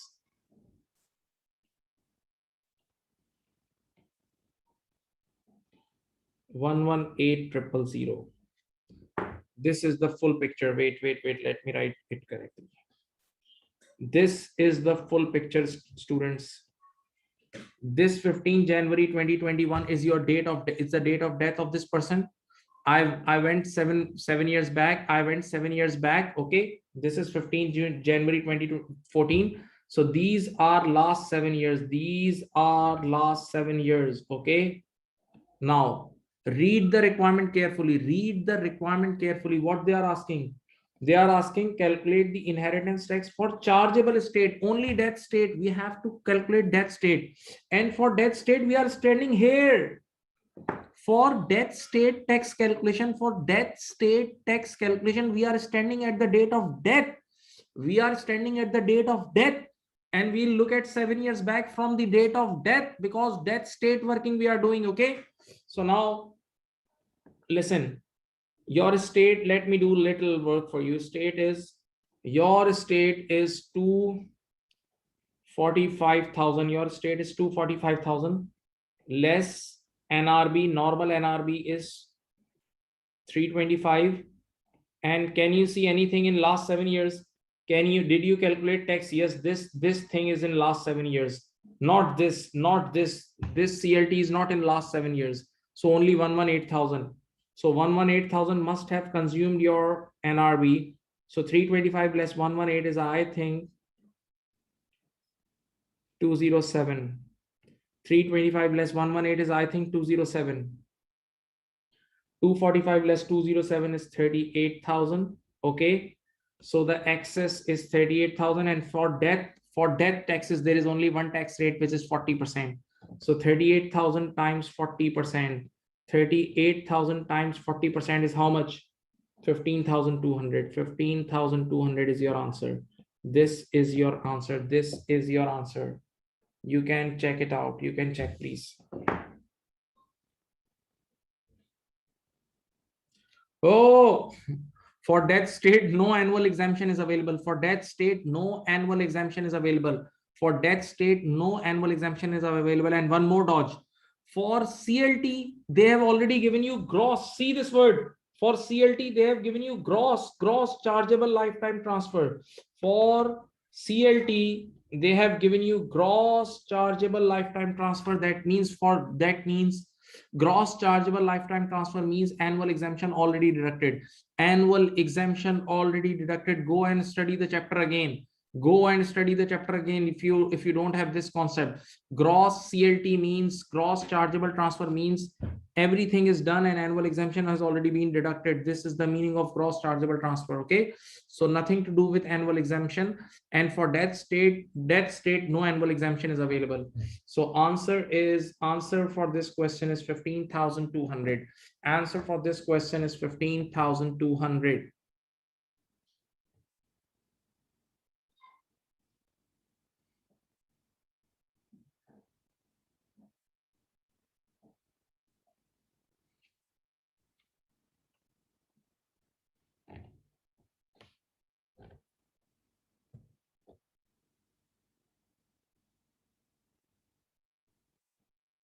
Now we are going to discuss the OT case, one complete OT case for CGT. One complete OT case for CGT, okay? One complete OT case for CGT. For that, I'm giving you 2-3 minutes. Yes, paper leaf only on PAT and additional IST on CLT. Very good, very good, very good, very good. Thank you, thank you, thank you. Please eat properly and sleep properly. This is your question. This is your question, please. Just go through it.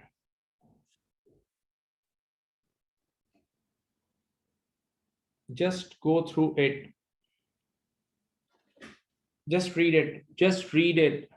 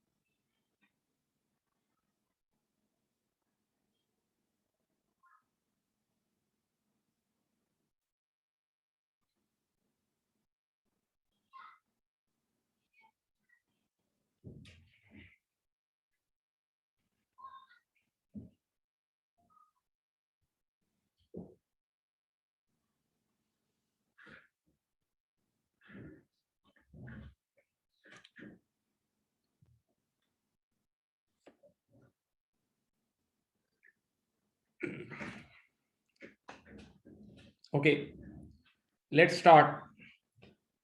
Lily disposed of various assets. Please, this is the last question of today's class. Just give some energy for now. Lily disposed of various assets during the tax year 20, resulting in the chargeable gains. Now, first of all, this is your first. A copyright sold. See the copyright. There were special rules for copyrights. Remember copyrights. For copyrights, it's you studied a topic wasting assets.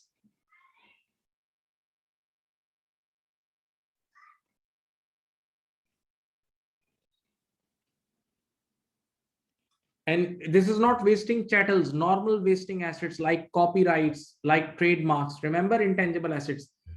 For this thing, just keep one thing in mind, that in normal working, what you do, DP less cost. What you do, how you calculate gain, DP less original cost.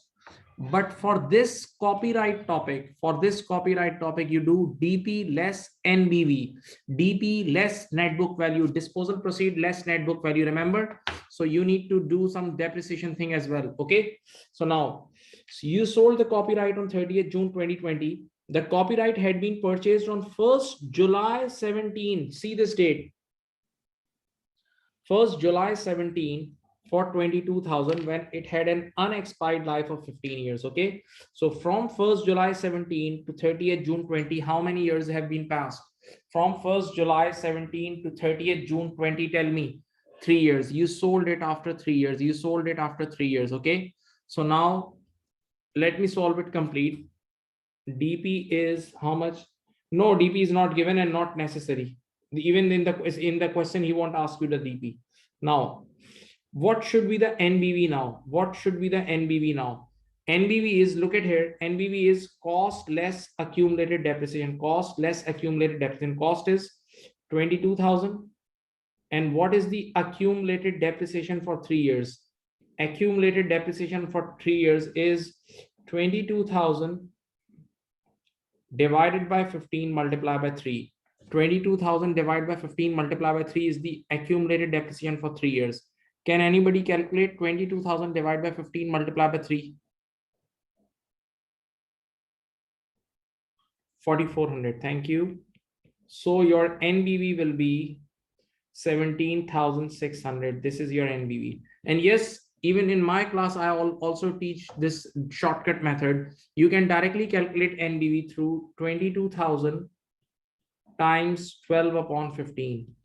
22,000 times 12 upon 15, you can directly calculate this NBV. You can directly calculate this NBV. So now student, when we will compute the gain of this copyright, we are going to compute the gain of this copyright, how much cost will be deducted? 17,600. NBV is deducted. NBV is deducted in the computation of gain. For copyright, in the capital gain calculation, we deduct NBV. Okay, so 2 marks done. Let me show you the question. First, read this.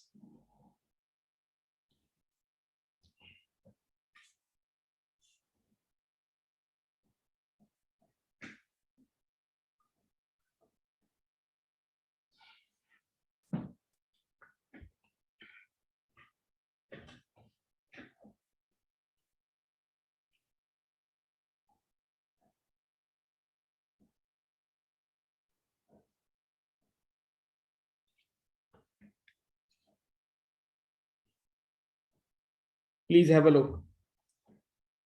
What cost figure will have been used in calculating the chargeable gain? Don't sleep. In calculating the chargeable gain on the disposal of Lily's copyright, answer is 17,600.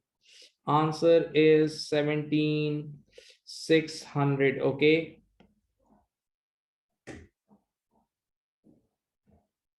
Okay. Now, next. You remember we did this part disposal thing. In part disposal is a very common feature of all CGT classes. Part disposal. See, so this is the part disposal story. 4 hectares of land sold. You sold 4 hectares of land. Okay. Lily had originally purchased 6 hectares, total 6, on 30th May 2008 for 84,000. This is original cost. This is your original cost. 84,000 is your original cost. Don't forget of complete 6 hectares.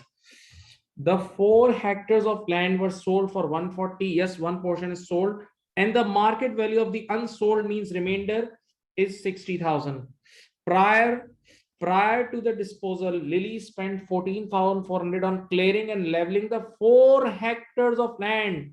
The portion sold, this cost, listen, this 14,400 is incurred pure on the portion sold. I'm sure I taught you this in the class. Only few costs are apportioned. All costs are not apportioned. Yes, this original cost we need to apportion. This original cost we need to apportion. This we need to apportion. Okay. So kindly get me the allowable cost. Kindly get me the allowable cost of this transaction. Or if you can calculate the gain, you can calculate gain also. You can calculate gain also or allowable cost for this whole event, that 4 hectares event. Giving you 2 minutes. 2 minutes you have.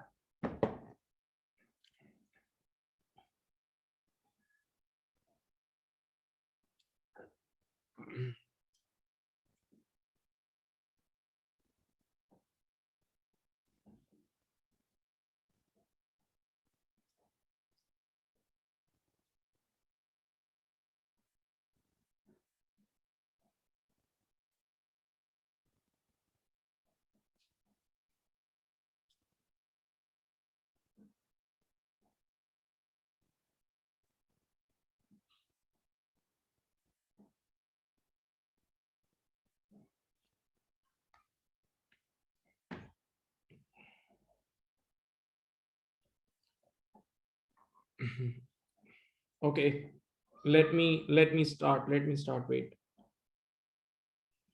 So listen, students. This is your complete. You sold 4 hectares. DP is 140. Market value of remainder. Wait.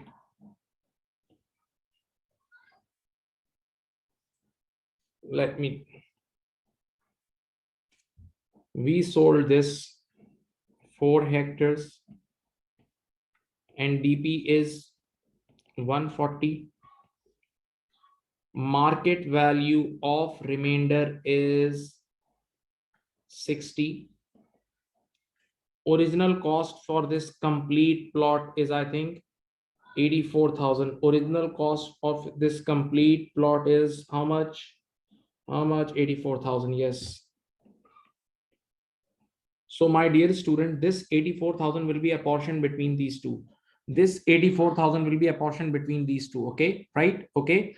Then, but there is one cost which we call is leveling cost. Leveling cost 14,400, which is incurred only on this portion.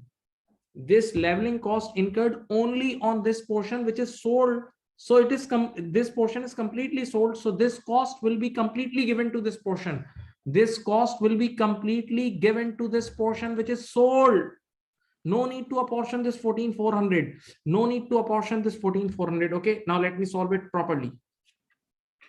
So what you will do, you will write dp of the portion sold is 140 less allowable cost. Wait, the first leveling cost we'll take complete leveling.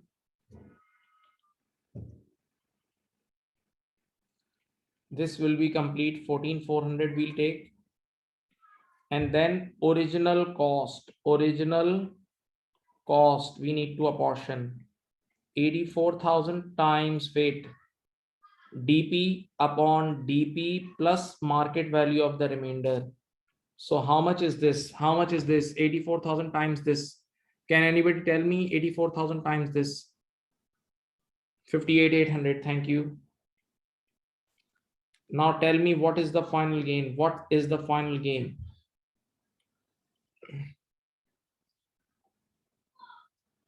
66,800 is the gain. 66 gain. I'm asking about the gain. Gain.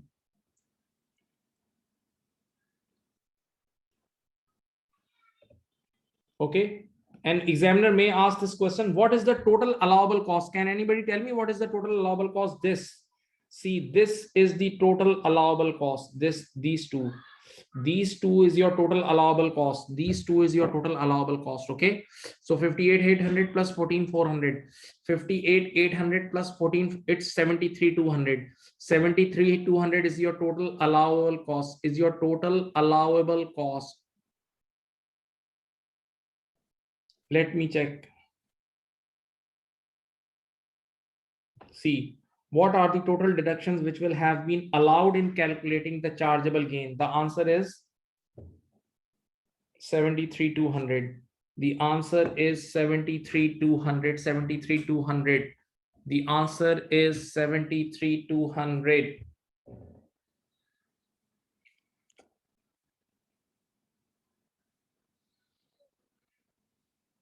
Okay. Now let's move to PPR. PPR. Now wait. This is your PPR thing. I'm just giving you to the point discussion. Yes, if entire leveling is given, then you need to apportion the leveling cost.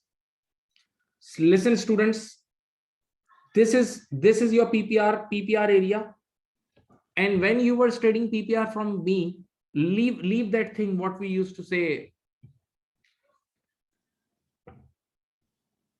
that in PPR we discussed one more relief. What was the name of that relief? I forgot the name, sorry. In PPR we studied one more relief with PPR, letting relief. Yes, forget about letting relief in this question. Forget about letting relief in this question. Leave it, forget it. Only not it's a normal PPR question. It's a normal PPR question. Remember 3 columns: total months, exempt months, and chargeable months. Look at me: total months, exempt months, chargeable months. Total months, exempt months, and chargeable months. Okay, read this story and just tell me the exempt months. Just tell me the exempt months. This is the requirement. Very simple, I'm telling you. Read this paragraph from here to here, and just tell me exempt months. That's your target. Exempt months. It's easy requirement. Exempt months.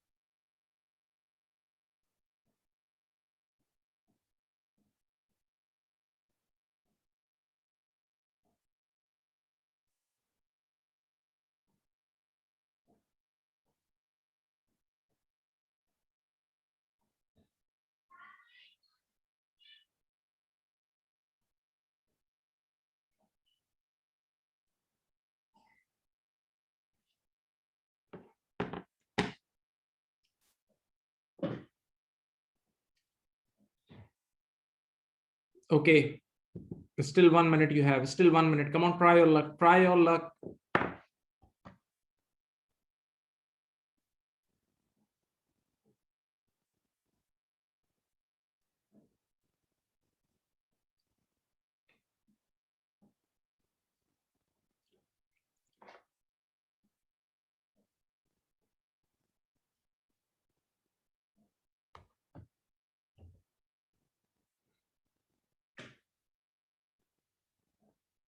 Okay, let me explain you.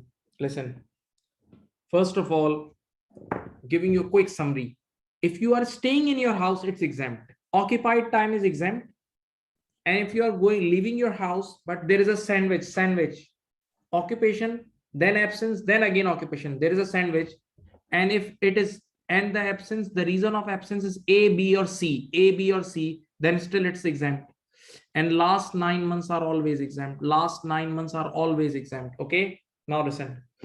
First of all, in the beginning, you are staying in your house, these 32 months are exempt, for sure exempt. Okay, plus there is a sandwich layer. You stayed in your house, there is a sandwich layer. Now traveling overseas means without any reason,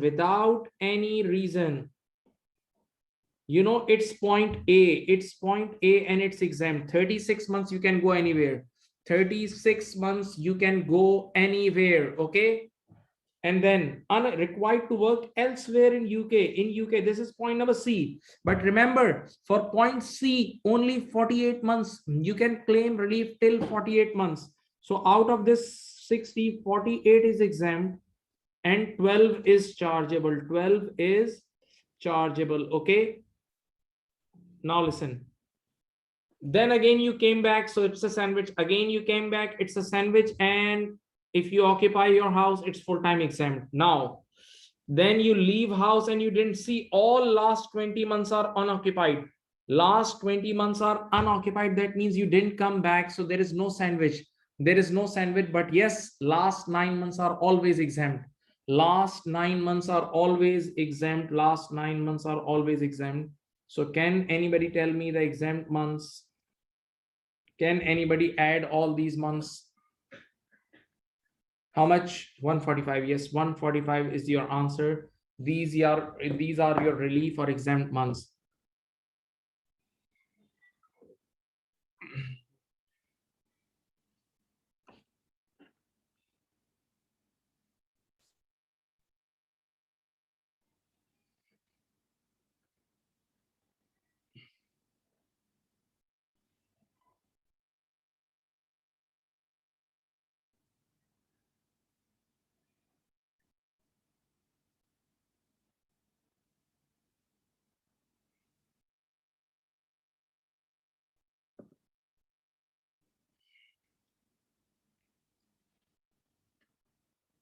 Now let's see this.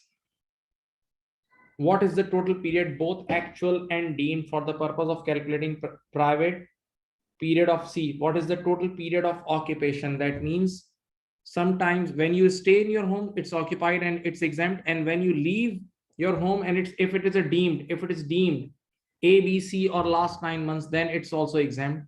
So they are asking, see that it's a special style. It's a special style of asking total exempt months. So answer is 145 months. Answer is 145 months. Okay.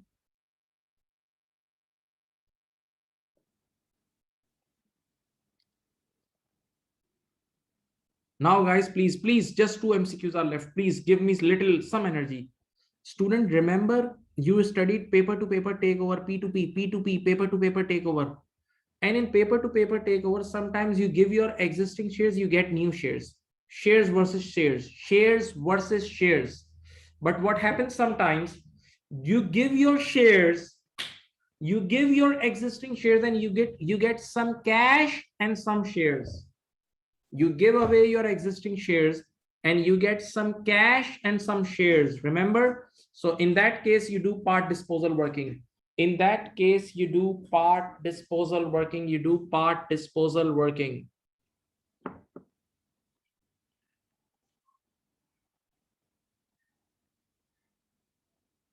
Okay, let me show you. This is the game. See. This is. Lily had originally purchased her pound one ordinary shares in Moon PLC. Moon PLC. Originally, we invested in Moon PLC. Please look at very carefully. Think over it. In the exam, you will find these things, and this is real exam question. Student, this came in just think June 21, very near. So you will find such question in exam. So you have to think very deeply. Lily had originally purchased her pound one ordinary shares for 27780. Wait, let me make a box.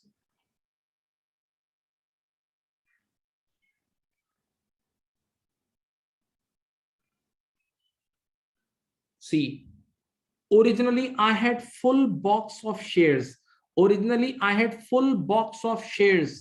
And what was the cost? The cost of this box was 27280. The cost of this box was 27280. The cost of this box was 27280. The cost of this box was 27280. Now I gave away my box. See, under the terms of the takeover, Lily received cash 19800. Listen, this is my DP. I received cash 19800 and I received 22,000 shares. These are my shares. 22,000 shares I received. And what is the market value? Market value were Sun PLC. Pound one is the face value. You have to use market value. Were quoted means the market price. The market value is 2.2. C. So 22,000 multiplied by 2.2 is how much? 22,000 multiplied by 2.2. What is the market value? 48,400. 48,400. This is the market value of the remainder. This is the market value of the remainder. Okay. So now just think, you just received cash. Student, look at here. This portion is your cash. And yes, this should be treated as part disposal. Even I teach this thing in my class. I taught you guys, those who studied from me, I taught this in class. Remember, this is the case of P2P takeover with cash involvement. P2P takeover with cash involvement, and it is treated as part disposal. Okay. Now just simply do part disposal gain. Wait, what is your DP? 19800. Okay. Less. What is the original? This cost you need to apportion between these two. 27280. Multiply by, first write the DP 19800, divide by DP plus market value of the remainder, which is 48,400. Can you tell me what is the 7920? 7920 is the cost, allowable cost. And what is the gain? I want gain. 11,880 is the gain related to the cash. This is the gain related to the cash, which is your answer.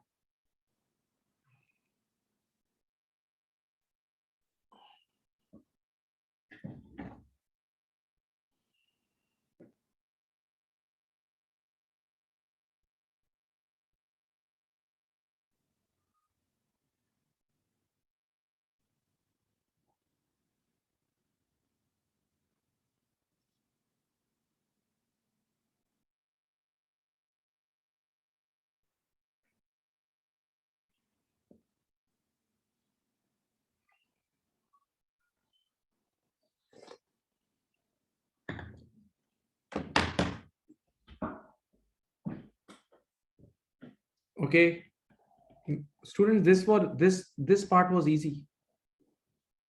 Let's go to the question. Wait.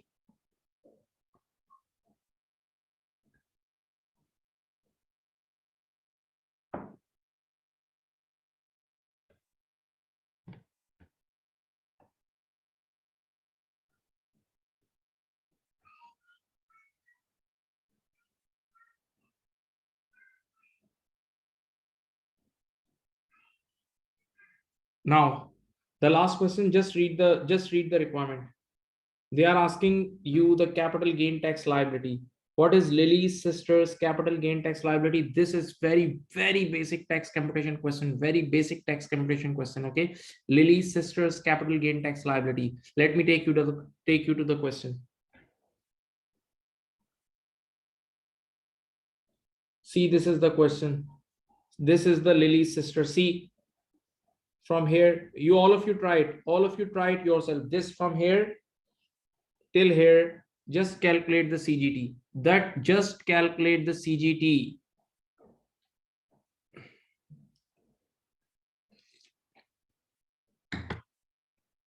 You all can do it.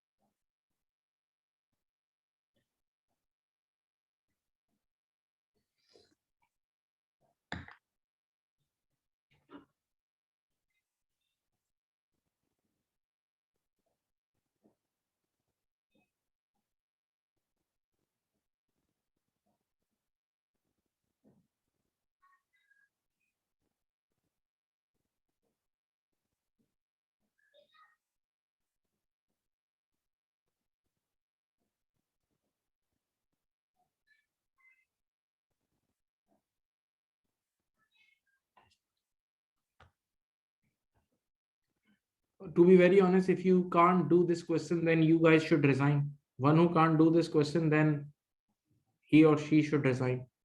This is very basic question. See, Lily's sister has chargeable gains of 44,200, which is qualify for business asset BADR, old entrepreneur relief, and now business asset disposal relief. It's QG qualifying gain, and 107,400 chargeable gains relating to a disposal of residential property, which is not her main residence. That means RPG. You know what is RPG? Gain of residential property. No matter if you are not living in it, still it's RPG. Okay. Now, first of all, Lily's sister does not have any other taxable income. Okay. Only two gains, no taxable income. Now you tell me there is one thing which we call annual exemption. From which gain we have to deduct annual exemption first? Always RPG. Annual exemption we'll deduct. So how much is this now? 95, 100. Okay. Now let's start tax computation. In this question, there is no non-saving interest, there is no interest, no dividend. So first of all, we'll calculate on QG. Flat tax rate is 10%. This is 4420. This is first gain. Okay. And as your QG is 44,200, that means your complete 37,500 band is consumed. So now your RPG will come on the second band. And you know the second band rate of RPG is 28%.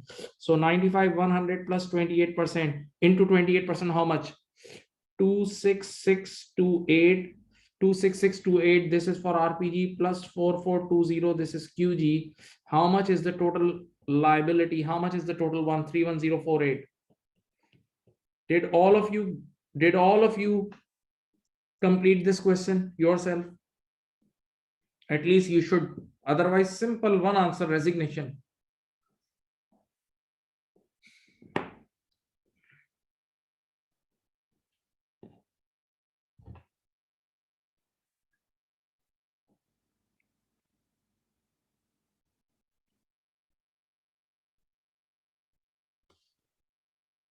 Okay, so this report is not finished yet, but you know the remaining part of this report, that means the very latest past paper. I have recorded recently, very latest past paper means March, June 2021 past paper of section C past paper. So I'll send you on the WhatsApp group, okay, right? And it's in my YouTube channel as well, okay? So work hard and stay tuned on the WhatsApp group as well, and don't waste your last days, please, right? Concentrate and think positive, inshallah you will clear. Okay, so that's it for today's class. Take care, bye bye, Allah Hafiz.